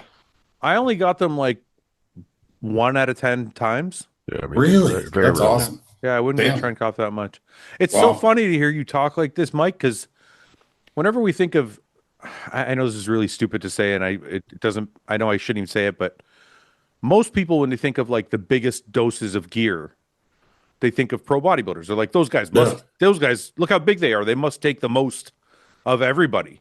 Powerlifting gets pretty crazy and strong. Yeah. Powerlifting Yeah. psychotic. Yeah. Powerlifting Yeah. is a whole different level, dude. It's Yeah. crazy, yeah. Yeah, yeah. Even now, Yeah, like, no. like I follow a lot of arm wrestling, and some of the drugs that these guys take in, like Yeah. arm wrestling, dude, is fucked. Really? Like, oh yeah, because they just want to be fucking aggressive and strong, and like they'll go insane like powerlifters. It's fucking nuts some of the shit they do. Yeah. Crazy, man. Any words of wisdom for someone who's just done a grade 3 hamstring tear? A 3rd grade hamstring tear would mean you tore it off the bone. The word Definitely don't do any leg curls for a while. You can probably still squat though. words of wisdom would be go Knee get flexion. an ultrasound or an MRI, find out exactly how bad it is, and Well, then he knows and then it's a 3rd grade probably. Yeah. yeah, no, but you need to find out how long, Oh. right? Like, is it 6 centimeters? Is it 12 centimeters? Like, because it makes a difference. Like, if You it's might know already. Yeah. if it's 3 centimeters, you can do some PRP shots and that'll heal it probably, and you'll be okay. If it's 12 centimeters, you might need surgery. Yeah. Like, there's a whole bunch of different things you can do to What's correct. the worst one you had? 12. You had a 12 grade 3. 12 centimeter, yeah, from the insertion up. Twice. You know, you have like 3 strips in your hamstring. Yeah. I did the first one when I was 21 or 22. Anadrol's fault, by the way. And then Got I too did, strong. I was stiff like deadlifting 4 plates. It was like my 2nd year lifting weights. So, It's awesome. and then I did the middle one, same leg, I did the middle, whatever that's called, the middle part of your hamstring when I was like 33 or 34. So, yeah. For any of the guys who have coached, how important is it to know, or is it important at all for your athlete's mental health status? Suck it up. How important is Fuck it? off. How important is it to know your athlete's mental health status? I mean, I guess it's important, but I think it really depends what kind of level you're coaching at too. You know, like you have to be realistic with like what the expectations of the coaching are. You know, what kind of coach? Like if you're, working with a Haughty Rambod, he's coaching 4 guys at the Olympia level. I mean, he's knowing everything about those guys' lives, but I mean, it kind of depends, right? Okay, It definitely is a factor that matters. Let's take what you said and expand on it. So, Mike, on your level of coaching, you're not coaching Olympia level guys, but you are doing lifestyle coaching. So, are you working with them on their mental health, or are you just like giving them their X's and O's and you're like, go fucking do this? No, you still do the mental health, I think. You still got to motivate them, and you got to keep their mental health good. I mean, that's the huge thing with lifting weights or feeling good about yourself, and what's going to get them to drive themselves to work out every day. If they're, I don't know, if they're bipolar or they have mental issues, I mean, how are you going to stay consistent? I mean, you guys know more than me about body. It's consistency. It's doing the same thing every day over and over again. And if you're mentally unstable, then that's not a thing that's going to happen, But isn't it something that you would find out like when you hired the coach, because some coaches will just say like, look, I'm not going to get into your personal life. I do the X's and O's. I'll give you your diet. That's kind of what I was implying. I'm not saying that. Yeah. I think at every level it's valuable, and I think it's great. Like if Mike and these guys at any level is doing it, I think it's an important part of the puzzle. Yeah. But I think guys also need to be realistic of their expectations of a coach at certain levels and the dollar you're paying. Right. Yeah. I guess if you're paying like $100 a month for, I mean, if you're on an NFL team, your coaches know what the fuck's going on in your life. You know what I mean? But like it depends. If you're playing Pee Wee football, they might not know as much. So it depends on the level, and I think guys will. I think good coaches will will know some of that, and some guys it depends what you're doing, right? Yeah. Paul, DM me that photo. Of what? You know what? We got some shirtless pics of Paul. Oh no, I did a little photo shoot this week. Look at the humble. yeah. Look at I want that. to see that. See the humble brag on his face. Did a little photo. You guys can vote for it. Yeah, we will. Show us. Give me the photo. Send it to me. DM it. I'll send you the link to vote for it too. No, Is this the Charger? Yeah. DM me the photo. Okay. What was your nickname again that I gave you? The Charger Man or something? I forgot what I said. last Mike the that. Charger. I forget. Did you pull the glasses off? There was a few pictures with glasses on and a few without glasses. Did you get more than one photo or no? I got 2 so far that he sent me. Can you? Okay, DM them to me, please. Okay. We got to make Paul's Tinder profile in here. At some You point. gotta change your profile pic. You gotta change your profile pic to that. We were going I to thought do that, right? I thought we were doing Grinder. Well, whatever. We just need to make a dating app profile for Paul on the podcast. Ian, what is this video you're sending me? Oh, I was just earlier when we were talking about my color of my room I painted. Look how sexy the dark this is. It's my nice. whole bedroom. It looks And good. the ceiling. Oh, dude, it's so sexy. Yeah, it looks sweet. But there was a That reason looks we were good. talking about that. I can't remember why. But, Because we were talking about being a handyman. oh yeah, and I said I don't paint. Right? Who's this dude you sent me? The freak. Who? Roberto Ramos. Oh, this is the guy that Sam beat, isn't it? Roberto Ramos. This guy.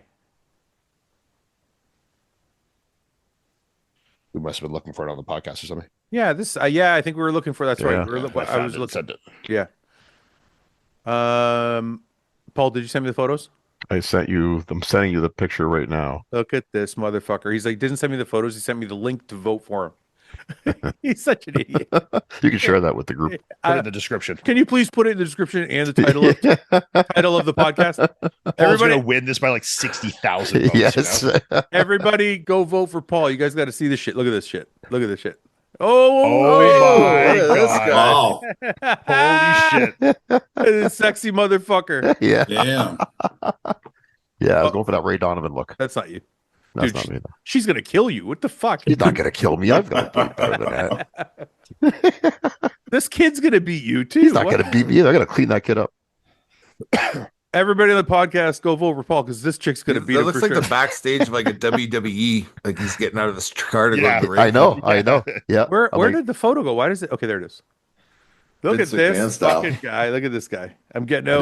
didn't- Going to fuck some people up. I ate some chicken wings the night before, and I couldn't control my stomach very well. Though there's a couple side pictures, you Oh. can see it sticking out a little Well, you'll play second. You're all right. bit. Yeah. All right. The link is going to be in the description. Everybody go. It's going to be hilarious. He's going to have like 100,000 votes. What is the contest for the It's Windsor's for, best photographer? It's for yeah. It's There's for this local this magazine. This magazine's local. It's called The Drive Magazine. Yeah. And so they're picking somebody for this ad. I don't know if it's going to go on the cover though, but if it is, Let's get it on there. Listen to me. I'm dreading this fucking thing going on the cover because if it does, I'm having a cover party. I'm never going to fucking bring my hand in it. This Cover party. motherfucker. Whether I get on the cover or not, I'm having a cover party. Alternate cover party. Yeah. Paul is never going to let me hear the end of this shit if he gets on a cover of this magazine. That's going to be my picture in any kind of media I have, anything that I do. That's going to be my picture. Paul's LinkedIn's going to be that picture. Yeah. I want you to please change my RBP No. avatar to that. No, Please. that will forever be that photo that we took together. By professional photos now, usually. So it said, how does Paul's photo shoot go? In the meantime, can you Google Paul Lowe's on Tumblr? It shows peak Paul and some classic headings. All right. Oh shit! There's a Paul Tumblr. What's a Tumblr? What the fuck? Is that like a thing like young girls have? No, it's a Like website. like pictures and shit. Yeah. Yeah. It's good. Okay. This is Paul Lowe's on Tumblr. Wonder if you're on We're about to Reddit. walk Paul. into some gay porn. Someone's baiting us here. Oh my God. The famous, Damn. the Touch article, Fouad. Me and you, Oh Paul. yeah, Look at Fouad touching my lats. yeah. Who has got like a little bit of a sultry like pout there too? You know. He does, yeah. He's probably like, "Ooh, look at these lats." Oh, look at yeah, this. my non-existent triceps. Yeah. So- Oh, look at that head of hair. Yeah, man. That Looking makes me very proud. Italian. Yeah, it looked like a young Franco Colombo there. Just for context of this Photo photo, with the Asics too. Look at those. you like those fucking wrestling? I used to Oh my squat. God. I used to squat in those shoes. I love Too those cool shoes. for atomics. He's got the Asics wrestling shoes. That's right, baby. That was actually that photo shoot I only got because Antoine Vaillant was supposed to do it and didn't show up. And I got you the photo shoot. Yeah, That's why. yeah. So this was Muscle Mag International was doing an article that was called Touch Training or something like that, Yeah. where you're supposed to touch the muscle of your training partner while he's training because it's supposed to activate the muscle better. Or you can see Paul here touching himself. You probably should have led with that. Yeah, I probably should have told. That's It fucking works, fun. by the way. Very effective training style. Let's see. What is gonna get out of here? I don't want to fucking get the fuck out of here. What the fuck is going on? Is there any comments here? No. 16 notes. What does that mean? 4 reblogs, 12. One thing I'll never likes there, forget. Paul. One thing I'll never forget about that photo shoot. That was like the first photo shoot I ever did, right? Only one I ever did. And I remember they were like fake weights, right? So I was pulling down and the photographer was like, "Hey, try to make a face like you're straining with the lat pull down bar." So I did something like this, and Fouad's like, "Is that your face you're gonna make?" And I'm like, "Fuck, try to be serious right now, man." You got to use real weights in a photo shoot. Come on. Yeah, Hmm. I had to hold those poses for a long time. All right. Uses. How many Olympias do you think Sean Roden would have won? Can we take a moment to remember how good Luke was? Okay, well, we're doing okay. Well, Luke was incredible. I mean, both him and Sean were incredible. Yeah. I think Sean Roden probably would have won 1 or 2 more. I think he could have beat Brandon Curry Yeah. because Brandon won the year after him, right? Yeah. Brandon won. So I think Sean could have beat Brandon. No offense to Brandon. I just think Sean was that good. And then who won after Brandon? Was it Rami? I Yeah, don't so. think Sean would have beat Rami. Yeah, so could have won another one. I think maybe. Yeah. So I think maybe one more. Fouad, could you bring Paul Canoe for a one-on-one podcast? Yes. What's one food during prep you can't have enough of? It says, for me, it's almonds. Well, that's obvious. If you give me a jar of peanut butter, I'm not going to fucking stop eating it. During prep, I would say cream of rice. Say I oatmeal. I can eat bowls and bowls of that shit when I'm dieting. Oatmeal? I'd say oatmeal because these keep me full longer. Yeah, but what's something you like eating that you can't have enough of, I guess? I'd like it on diet because I'd have it with Splenda. It'd be Hmm. something sweet for a change. Ian?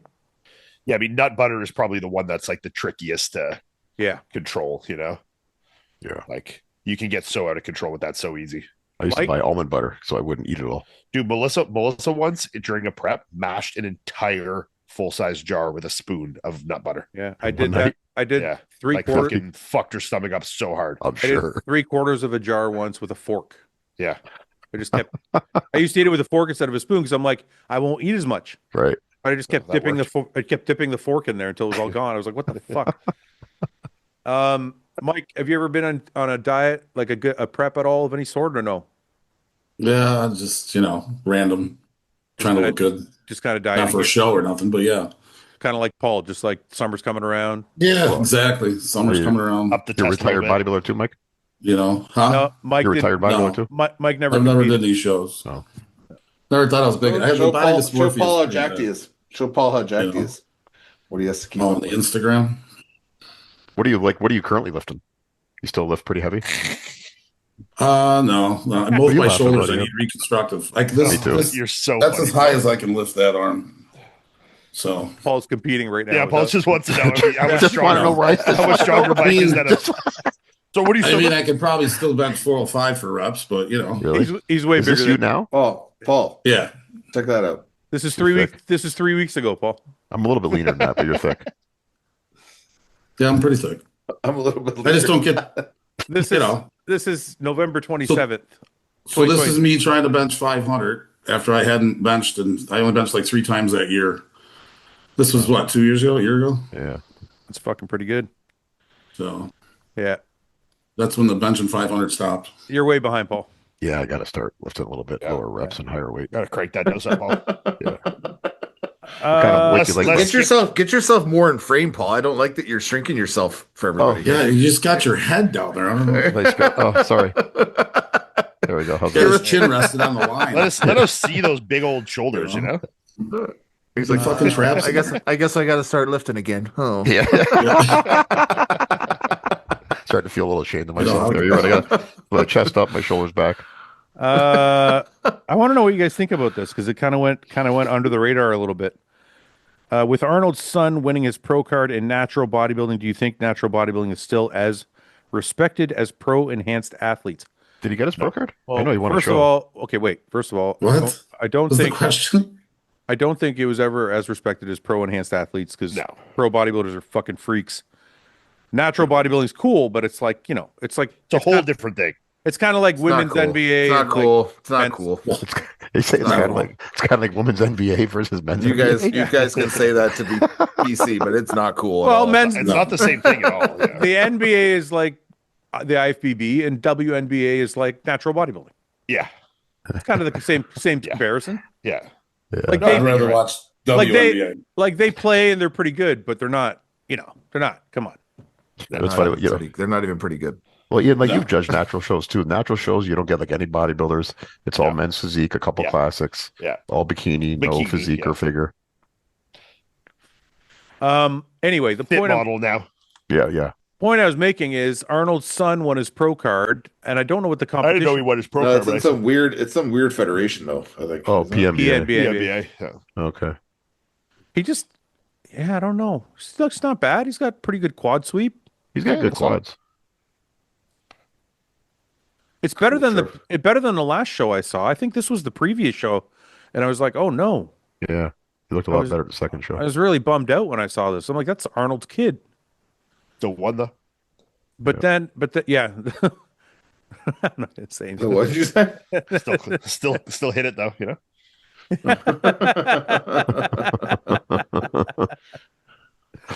that a illegitimate kid?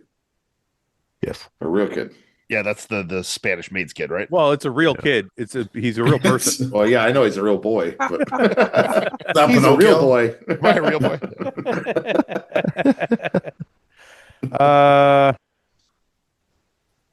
Will there ever be a slap bet? What does that mean? What's a slap bet? You slap each other, Like those slap fighting. fights. Probably not. I'd love to see that. If you guys could do that, whoever loses a bet just gets to get fucking slapped. I had the opportunity once to smack Fouad. I gave Paul the opportunity. He passed on it. I didn't want to hurt him. I gave Paul opportunity. We even filmed it. We were like, he could take it, Paul.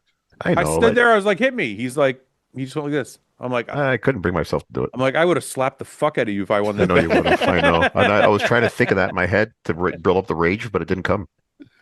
Can you swing that arm and slap him with it? Yes. Oh, that would Oh, probably we got to hurt. see that. You know, No, we don't have to We see got to have you that. slap it across. you know what I can Paul's do? face. You know what I can do really good right now? Use a heavy bag. You don't have to use my face. You know the Conor McGregor walk? Yeah, you can swing it like that. I can crush that walk. So right now. you need Yeah, to film you a could. video of you swinging, walking up like that to Paul, and then just whacking him in the Smack face me with with it. it. Yeah. Well, I can block it though, right? No, You got to eat it. you got to eat it. What's the longest workout you guys have ever done? 2 hours. I did Rich Piana's 8-hour arm workout once. No, you didn't. I did. 8 hours. I did the OG. Did it suck balls? Did you drink a whole bunch of intra and stuff, or like You just like eat food and drink and fucking like it's all you Just do a keep whole training? bunch of shit. Right. really? Yeah. Was it good? Did you have a good workout? I mean, it's you get to a point where you're like, all right, I'm really fucking ready to go home here for sure. Yeah, But you but committed it's to it, so fun. you suck Like it out. you feel like you're actually convinced your arms are gonna grow from it. You know, How old were you to do this? it was like right when he first came out with this concept. Oh, I okay, think so- I might have been a pro. Like I was Yeah. young, but I turned pro really young. You know. Like Yeah, roughly how many sets would you have done that day? Oh my god, dude, I have no idea. It's fucking 800. forever. Yeah. Wow. Samson Andrew, top 2 this Olympia. Question. And Highly who? possible. And if so, who wins? I don't see how Derek fucking can compete with these two. Huh. I know he's good, but like Andrew stepped it up, and Samson, if he comes in with another fucking 10 pounds of muscle. I mean, did you guys see Samson's update? His back actually looks a lot bigger. Yeah. Like Isn't that Jeff Posey? That Gymshark photo of him in like the tight top where he's like standing there is the most like obscene comic looking photo ever. Where he's like walking in the road or whatever. Yeah, he's wearing this fucking tight shirt. It looks fake. He's so fucking Absolute fake. AI looks Yeah, so crazy. it looks like how big literally it is. looks His fake. arm, his tricep coming around Yeah. the back Look is at the insane. guys. I know it's a lat spread, not a back double, but this is the most mass I think I've seen on his back ever. Like, look, it just keeps going. Yeah, it's good. Like, look how far the lats are out here. Like, that's insane, man. Back too. I don't know, man. I don't know with this added mass if he brings like the 2024 conditioning. Yeah, if he get conditioning, he's gonna be tough to beat. He's fucking huge. I predicted he's gonna get his title back, but I guess, like somebody said, he's like, you say that all the time, so I guess it doesn't really mean much.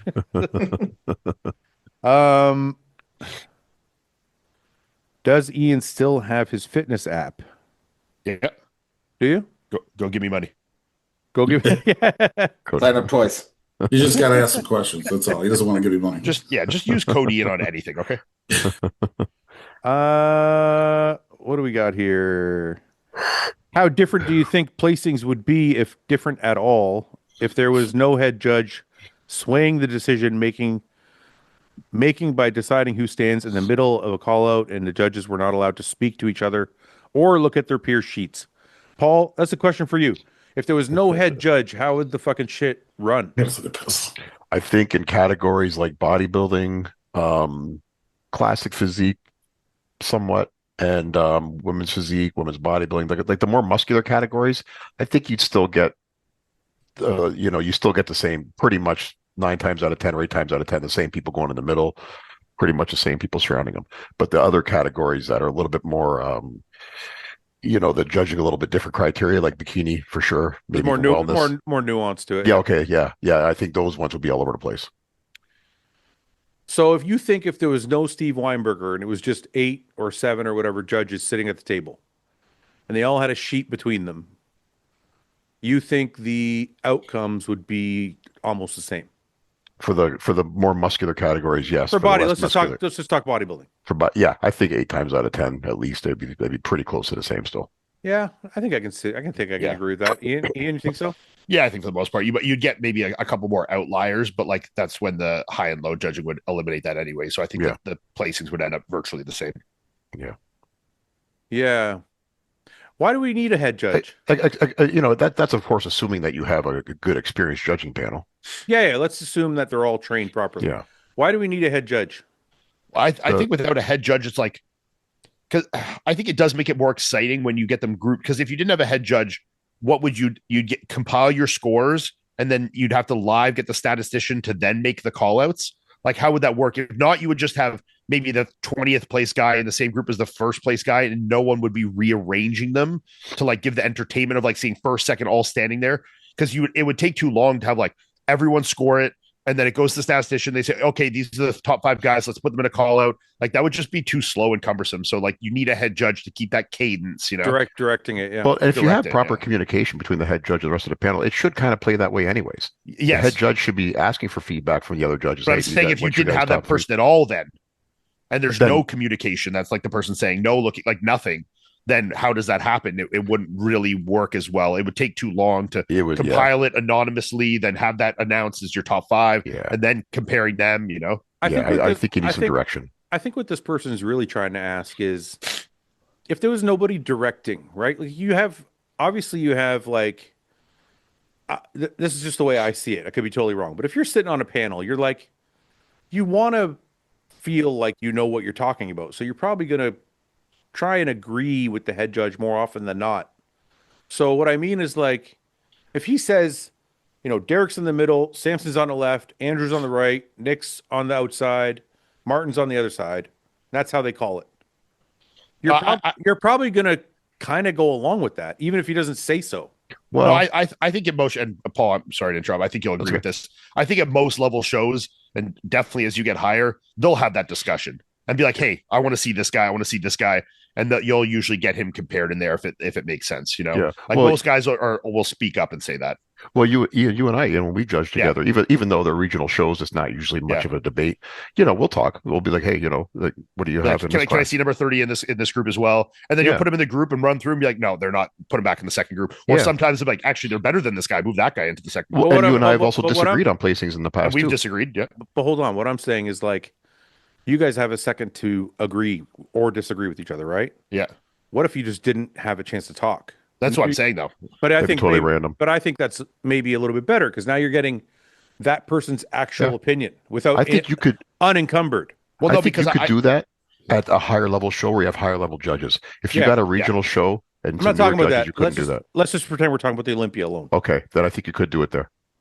because I think and, that and would I be, don't think they're very agreeable always, really. Like, No. I think at that level, like it's not just like someone says that and then they agree because someone said it. I think there's a lot of like, no, I don't see that, man. Like, I'd like to see this guy. I think this guy's better. Be like, no, you're crazy, dude. I want to see this guy. I think this one's Mhm. better. Like, I think there is a lot of conversation disagreement for sure. Mhm. I'm going to tell you what, in my fantasy world of bodybuilding, if I could change one thing, it would be live scoring. I would love to see, the 7 judges, and you have 7 like things up there, Yep. and I would love to see it scored live. If that built more trust and was more transparency, I'd be all for it.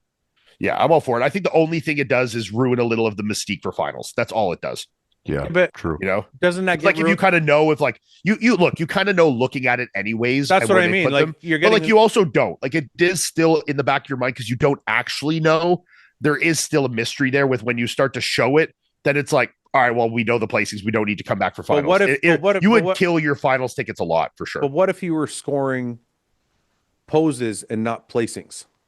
I think people would still kind of end up seeing over time that dictates what the final result is. And I think for finals tickets, you would get a pretty big drop off if people kind of already knew, like, all right, we know where these guys are placing. We don't need to go back. I don't know if Yeah, that's you true. think it would result in ticket Mike, losses? Mike, you're a I fan. do. What Yeah. do you think? I don't know about that, because that's what we just talked about with Nick. Didn't Nick win more poses? But so if they did the posing, like Fouad's saying, that's what scores you were seeing, but you're not getting those other nuances of shape and No, and hold muscle. on. Hold on a second, Mike. Sorry to interrupt you. I don't mean that would be the only way it's scored. No, I I'm know, just but that would be the only way they would show the public was those scores with the posing. Right, but the public would understand that there's still the other nuanced areas that- of The it would have, criteria. it would have to be Yeah. explained. That's not pose for pose. Right. I just think it would add an element of like, oh fuck, Nick won the side chest. Look, it was 9 to 8.8. You know what I mean? Like, It's kind of like What if you just didn't use the judges, but you had little keypads like the voice in those shows or whatever, where the public does all everyone votes. Yeah, that would be cool too. everyone votes, and then you could see on the finals, how close it was to what the public wanted. That would be cool. You could see the hard thing to eliminate that is that with social media now is there's so much. There's so much like fandom bias.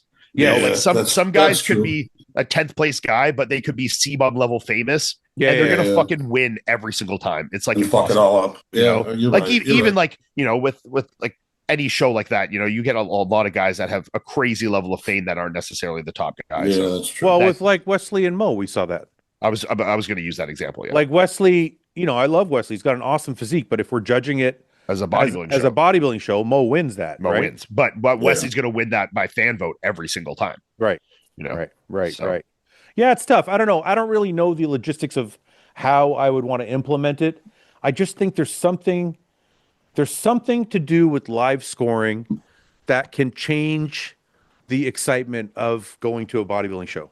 Or even watching it on a live stream. If you see it on a live stream and you see the scores pop up across the board while the guys are posing, I think there's an element there somewhere, if somebody can figure out the logistics of it, that would create more excitement in watching bodybuilding.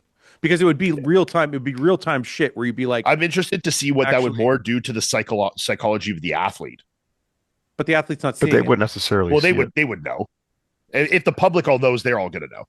They're going to know after. They're not going to know after. Yeah, when they get off stage. They're not going to know. I'm going to say they're going to get off stage and they're going to know exactly where they're placing. Yeah, but I see how that might affect them going in the finals. No, I'm just curious to see what it would do. Yeah, but they're not going to know their placing. They're going to know the score on an individual pose. Yeah, I mean, there's still the nuanced side of it that the judges have to compile and figure out, right? So like Nick will go in so much, but yeah, I agree. Nick will go into the fucking hotel room after knowing I beat Andrew on a side chest. He knows he beat Andrew on a side chest anyway. Yeah. Right. So it's not like there's any surprises there. I just think for the fan watching at home, there's a level of instant excitement that's not there. So how are you scoring it? Are you scoring as an individual score in that pose, or like are you putting that, say, Akeem is 10th place in the side chest, or you know what I mean? Like you're placing everyone in the whole lineup in that pose? I'm scoring. If there's 5 guys, this is how I picture it in my mind. There's 5 guys on stage, there's scoreboard above them. Or if it's on a live stream, it's at the top. You're saying what place they were in what pose? No, I'm saying I'm giving you a number for that pose. So if it's like 10 is a perfect side chest, like the Olympics, you do it like like figure skating. Yeah. So like Martin's side chest is a fucking 9, but if he's standing there next to Nick's is a 9.5, right? Like, so like, and in your world, like Chris Bumstead's side chest is a 10. Yeah. So like. That's how I mean it, because then you're not giving away the scoring of who's winning, but there's still something to watch. Yeah. Right? Because you're like, oh, so-and-so beat such and such in a most muscular, but not. It would be interesting to see that like extrapolate over time, because then like those scores would be comparative, because like if someone that has a 9.5 side chest, that would kind of have like, you know what I mean? Like in figure skating, like if you score a 237, like that could be a world record score. That's like a really high score, no matter what the competition is. Right. Like if you're scoring a 9+ in a side chest, like, how many guys have a better side chest in the whole world comparatively to that now, Yeah. Because you'd have to score it universally all the way down. That like, it couldn't just be per show, because like if someone is, even if they're winning, say Tampa Pro, you could win the show, but have 6s in every pose. It's not necessarily. Well, I'm saying just because it's relative to your competition, what you're winning. It's not necessarily the pose in that show, Oh, you're judging the pose as that pose out of 10, no matter what, all the time, not compared to another person. Are you? Is that what you're thinking? Well, that's what I'm saying. Because if you're giving it a 10, it's scoring that pose to the person, not to the like in bodybuilding, you're scoring it 1st, 2nd, 3rd, 4th, 5th, not a score out of 10, which is now individual to the person. Right. So like now you'd be able to see that across the board from everyone. And that's why like in figure skating, it's like, a certain trick can only attain a certain score kind of thing like that. You know what I mean? Right. Yeah. I don't know, man. Look, like I said, I don't know the exact logistics of it. I just think it'd add an element of, but I'm saying it'd be crazy if you could see like, okay, yeah, this person has the only 9.5 on a side chest. This is the best side chest in the world, Yeah. Like by numbers, that's the best side chest in the world. Well, because we always have those debates like, oh, who's got the best back double bicep in bodybuilding? Statistically, by the scoring, this is the best side chest. Right. Because they've got the highest score that's ever been scored in the side chest, Think Think about how You could awesome that break would be. down. You could even go a little bit further with the poses. Like instead of like each pose, you could grade it by the criteria, conditioning, Yeah, Yeah, mus- that's what I'm muscularity, saying, yeah. conditioning. Well, you don't want to do that because then you have like 18 scores and the Yeah, it audience would gets take I know, forever to I judge. know. the, That- the, that's audi- the, the that's the audience drawback gets to it. the audience will get lost, but the judge that's sitting there. It would also but- take forever at a high level show with a lot. But you would yeah, take those 3 criteria for each pose and then compile your final score for that pose or Yeah. your final placing for that pose on that competitor. Yeah, based on those you 3 know scores. how much this would slow down the show, though, Paul. Oh, absolutely. Yeah, no, Yeah. I agree with you. It would. Like I'm just saying, Olympia ideally. prejudging would take fucking 75 hours. You know? Yeah, I mean, if you had bodybuilding only, you could have that For luxury. sure. Wait a But if minute. you're doing wait all a the other minute. categories, Wait a minute. You're sitting at the table, right? Yeah. Weinberger's like side chest. They call their side chests. Yeah, you're now looking down everyone in the lineup and giving them 3 scores for every single thing. That would be so slow. No. One Well- score. One score. But even then, it would be slower Why? than moving than comparative against another. It's slower for sure. Yeah. it'd be slower because you'd have to hold each pose a little bit lower. when Yeah, you'd have to analyzes hold each too. pose longer to get an individual score versus just seeing through the poses and seeing who's better. It's just Yeah. comparative versus like individual scoring per person, you know? Yeah, Yeah, It take would a be little cool, bit but more it time. would be slower. Yeah. It's not feasible with the amount of competitors. We right can do now, it. right? We can do it in Detroit because we only got 2 we can classes. do it in Detroit. You could, yeah. Maybe we'll do it first. Yeah. Maybe next year, what we'll do is we'll do just at home judging on the live stream. Yeah. We'll figure out how, and they can fucking judge per pose. And do it by conditioning, this and yeah. that. Yeah. Because Yeah. if you just make it vote for a person, then it's more open to fandom. If you actually have to score honestly, like, I mean, it Yeah. can still be dishonest, but it's harder. It's like you're being more objective because you have an exact criteria. Like, you're never going to say that, you know, this guy, even if you love him, his conditioning's a 10 if it's clearly not, you know? Right. So like it puts you to be a little more honest, and then you can say, "Oh shit, okay, maybe my guy isn't as good as as much as I like him." You know? Yeah, I got to figure out how to do that, man. That'd be pretty fucking sweet. Yeah, there Okay. seems to be a lot more people talking lately about transparency and judging. So I mean, if you could find some way to, Well, they're talking about it in a different way. I think there's a lot They of are. people. There's a lot of people talking about it in a negative way, like, we want to figure out why they're putting this Right. guy and they're cheating and whatever. right? I don't mean it like that. I'm No, I don't saying either. But I mean- I think it adds a level of excitement to the fan watching. It does, but I think the added bonus is also Yeah. that it's transparent. It eliminates, yeah. Yeah. Okay, let's burn through a couple more and then we'll go. Would you rather live in space for a year at the bottom or at the bottom of the ocean? Face. The bottom of the ocean. Space, the bottom of the Fuck, ocean. fuck the bottom of the ocean. That's way worse. Oh no, the Getting bottom cold down bottom of there. the ocean is That's horrible. scary as fuck, dude. Yeah, Yeah. scary and Okay. cold and dark. Space. Yeah, space, man. Mike's like, fuck that. Mike's like, space doesn't exist, bro. What the fuck? Okay. Mike, are you a flat earther? No. No. Okay. No. No, I didn't vote for Biden. So anyway. No. Top 3 feeling as a man. Hanging lights. Hanging like I was gonna say, What? fixing shit around the house, Yeah.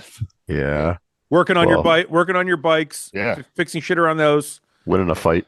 knocking a Winning chick a out, fight. knocking a chick out in the bedroom, so she's just laying there. Oh fucking- yeah, Yeah. When Knocking you- a dude out, knocking a chick out, and fixing shit around the house. That's it, right there. Yeah. and maybe killing an animal. Oh yeah. You can put Okay, that that's there. up there. I don't Although know I if never that's experienced that. which does that break the top 3 thing? Because knocking out a chick where she's like just had so much she can't take It's anymore. like, I can't take Too it much dick. She has so much dick. She's dead. she's dead. I killed her. I Killed literally her with my fucking dick. killed her. Yeah. I don't want to get in this conversation. Killed her with my dick. Knocking out a chick, knocking out a dude, Dicked her down. fixing shit. Is there anything better Have for a guy? test level over 2,500. Yeah. Yeah. Honestly, is there anything better than those 3 things? That's pretty peak, yeah. Yeah. What I were would they say again? so. Knocking out a chick, knocking out a dude, and fixing shit. Yeah. Well, I don't care about the fixing shit. Yeah. Okay, give Just us like the violence of the sex. Give us a third then. Something manly. Just training in general. There you go. That's Nothing gay. heavy. That's gay. Boxing. But that's knocking out a guy, I That's guess. knocking out. That's a guy. like it's like number 2. What about like, Helping someone less fortunate than you. Oh, Yeah. what? All right, I know one. I fucking know Mother one. Teresa. No, we're not that good of people. I got one for you. Banging All a right, beating girl, up someone less fortunate than you. Wait. I got to hear this. Say what, Paul? banging a girl in your first place that you paid for. It's super specific. So dude. super personal to Wow. Paul. Well, I mean, because That's where he peaked in life. Yeah, that yeah, day. He's like, this is it. we've all He's like, My I, first apartment. he's like, I paid My for this first place. apartment on Franklin. Is that what you jerk off to, or what? $1,400 a month I paid for this. My TV. This is my I mean, couch. it's one thing to finger bang a girl in your parents' basement, but when you take a chick into your pad and slay her, You finger banger on your fucking you couch. finger You bang her on the couch. bang her on the mattress on your floor. You finger bang her on the couch that your buddy gave you. That's your Now mattress. That's peak. That's peak there. Yeah. What's a Okay. microwave popcorn, babe? Some tuna, maybe. Minute rice. You can't do that. In the comment section, leave us some leave us your manly shit. feelings as a man that would fit into the top 3. Ask Paul if he could finish a high rocks competition in 2 hours. Oh man, I've been What's wanting to try a something good like time? I know what he's going to say. 0% chance. Give me 4 weeks to train for it. that. Well, what's a good time for a high rocks? I think an hour is like pretty good. Like really? Seth, I think was like 50 something minutes when Paul, he did it, right? Paul, it's Is there fucking- different levels of it? 2 hours, Paul. It's hard. No, dude. I think think it's I a could do set. that. It's a set workout as a high rocks, isn't it? Oh, I thought it was different. Like It's like different advanced levels of it. CrossFit. Yeah. Okay, yeah, I probably couldn't do it then. Well, After should we see it, or should we see what the workout is? It's CrossFit for woke people. What what it is a what is It's like it's advanced gym class, is what it is. okay? High rocks. Paul, I got it. I got it here.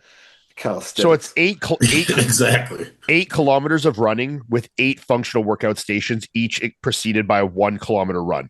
So you do 1,000 meters on the hand skier, 50-meter sled push, 50-meter sled pull, 80-meter burpee broad jumps, 1,000-meter row, 200-meter farmer's carry, 100-meter sandbag lunges, and 100 wall balls. And between each of those, you're running 1 kilometer. Oh Get the no, I'd fuck be way outta more here. than an hour. What the fuck Paul? are you doing? I don't even drive that far. What the fuck are you doing that you gotta do that? Who thought of that? Just go work out, man. 2 hours, there's no chance. Just work out and then go on the treadmill afterwards for 20 minutes. Yeah, seriously. Step mill for 5 We're coming minutes. and bike, go home. you know? We're coming bike. Yeah. Same thing. Yeah, can I tell you something really stupid? I think I'm gonna divulge some information. Probably gonna regret, but when I see those guys, I think to myself, they could probably fuck for hours. Yeah, they got endurance. I'm always jealous when I Well, see those, you when I need to see be able those to guys- hold your load for that long, despite how long you can do it without us like being sweaty, fat messes, you know? I still, true. dude. I think that's the only reason I want to do that shit.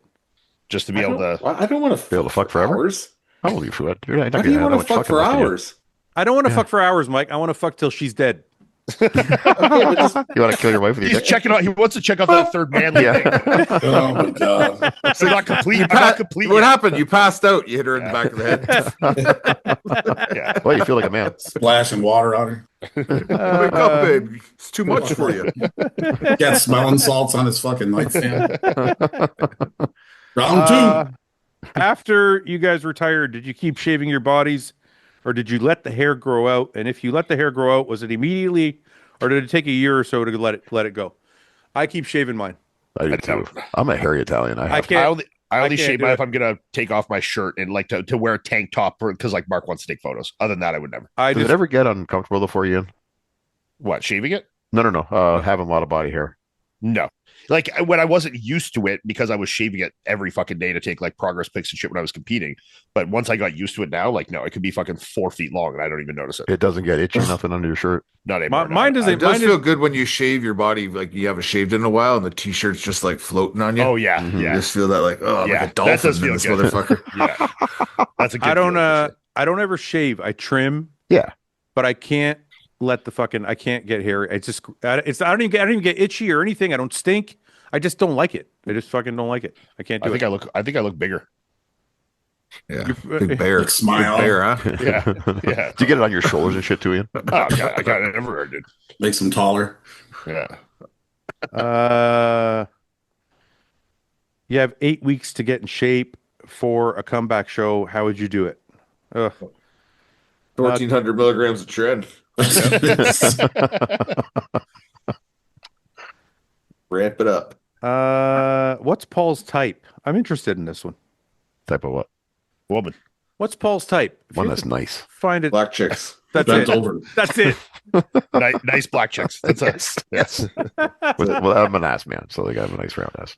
So nice, black, big ass. Big ass. What Good about job. a BBL, Paul? Would you take a girl with a BBL? What's a BBL? A fake ass. A Brazilian butt. No. I need real stuff. What if you didn't know? What if it was like so well done that you didn't really know? You know? It's like I couldn't tell to the touch or the look. No, it's like it's outrageous looking, but like you're like, it looks normal, you know. As long as I like it and it feels good, I'm fine. She needs a you good job too. switched up on Fouad. that pretty fucking quick. What's Holy shit. What's that, Paul? She needs a good job too. So nice, black, big ass, and a good job. She don't have to be full black. She just a little bit. Some black. You don't And you a don't good want mix you don't for want like a stay-at-home wife, no job. No, I don't What's want. a good mix? I'm not What's a saying good He that. mix doesn't of want black? anybody to stay home. No, you Ever. got to leave for at least 8 hours a day. Black, and what other race do you want? You got to mix another one in there. Okay. I always like Polish girls. Asian. Black and Polish. Black Black and and Polish. Asian is good. Black Yeah. and You went Asian. from black to the whitest country. What? Yeah. Yeah, Polish, well, Polish, yeah. black So nice, chick. a blonde black girl. Yeah. He just wants his cake. It's and eat it too, because you know? it's because he's racist, yeah. but he wants to have a But little he bit of wants black. all the physical attributes of the black. Yeah. He wants a big ass, athleticism for his children, everything. But Who wants Jade? Do you know who Jade Cargill is from WWE? No. You guys know who that is? No. Google that. That's what Okay. Paul wants. What's her Jade last? Car- What's her last? Cargill, I think. What is he? Cargill or something. Oh, Jade. there it is. 1 second. Yeah, this is Paul's future. Oh yeah, I can see Paul with her. Let me see this. Future. I don't want anybody over 40s. No, Right there. she's jacked. You can work out with her too. Good, oh Paul. yeah, this girl. Oh, Yeah. I like that. 33 years old, half black. She's got a good job. This is it. This is the Yeah, one. She's definitely not staying home all day. This is all the right. one. This is the one for you, Training. Paula. She's got to train. Yeah, I like that. Maybe I'll send her a DM. I did She's there, blonde. Paul. She's black with blonde hair, so I knew this is the one for you. Perfect.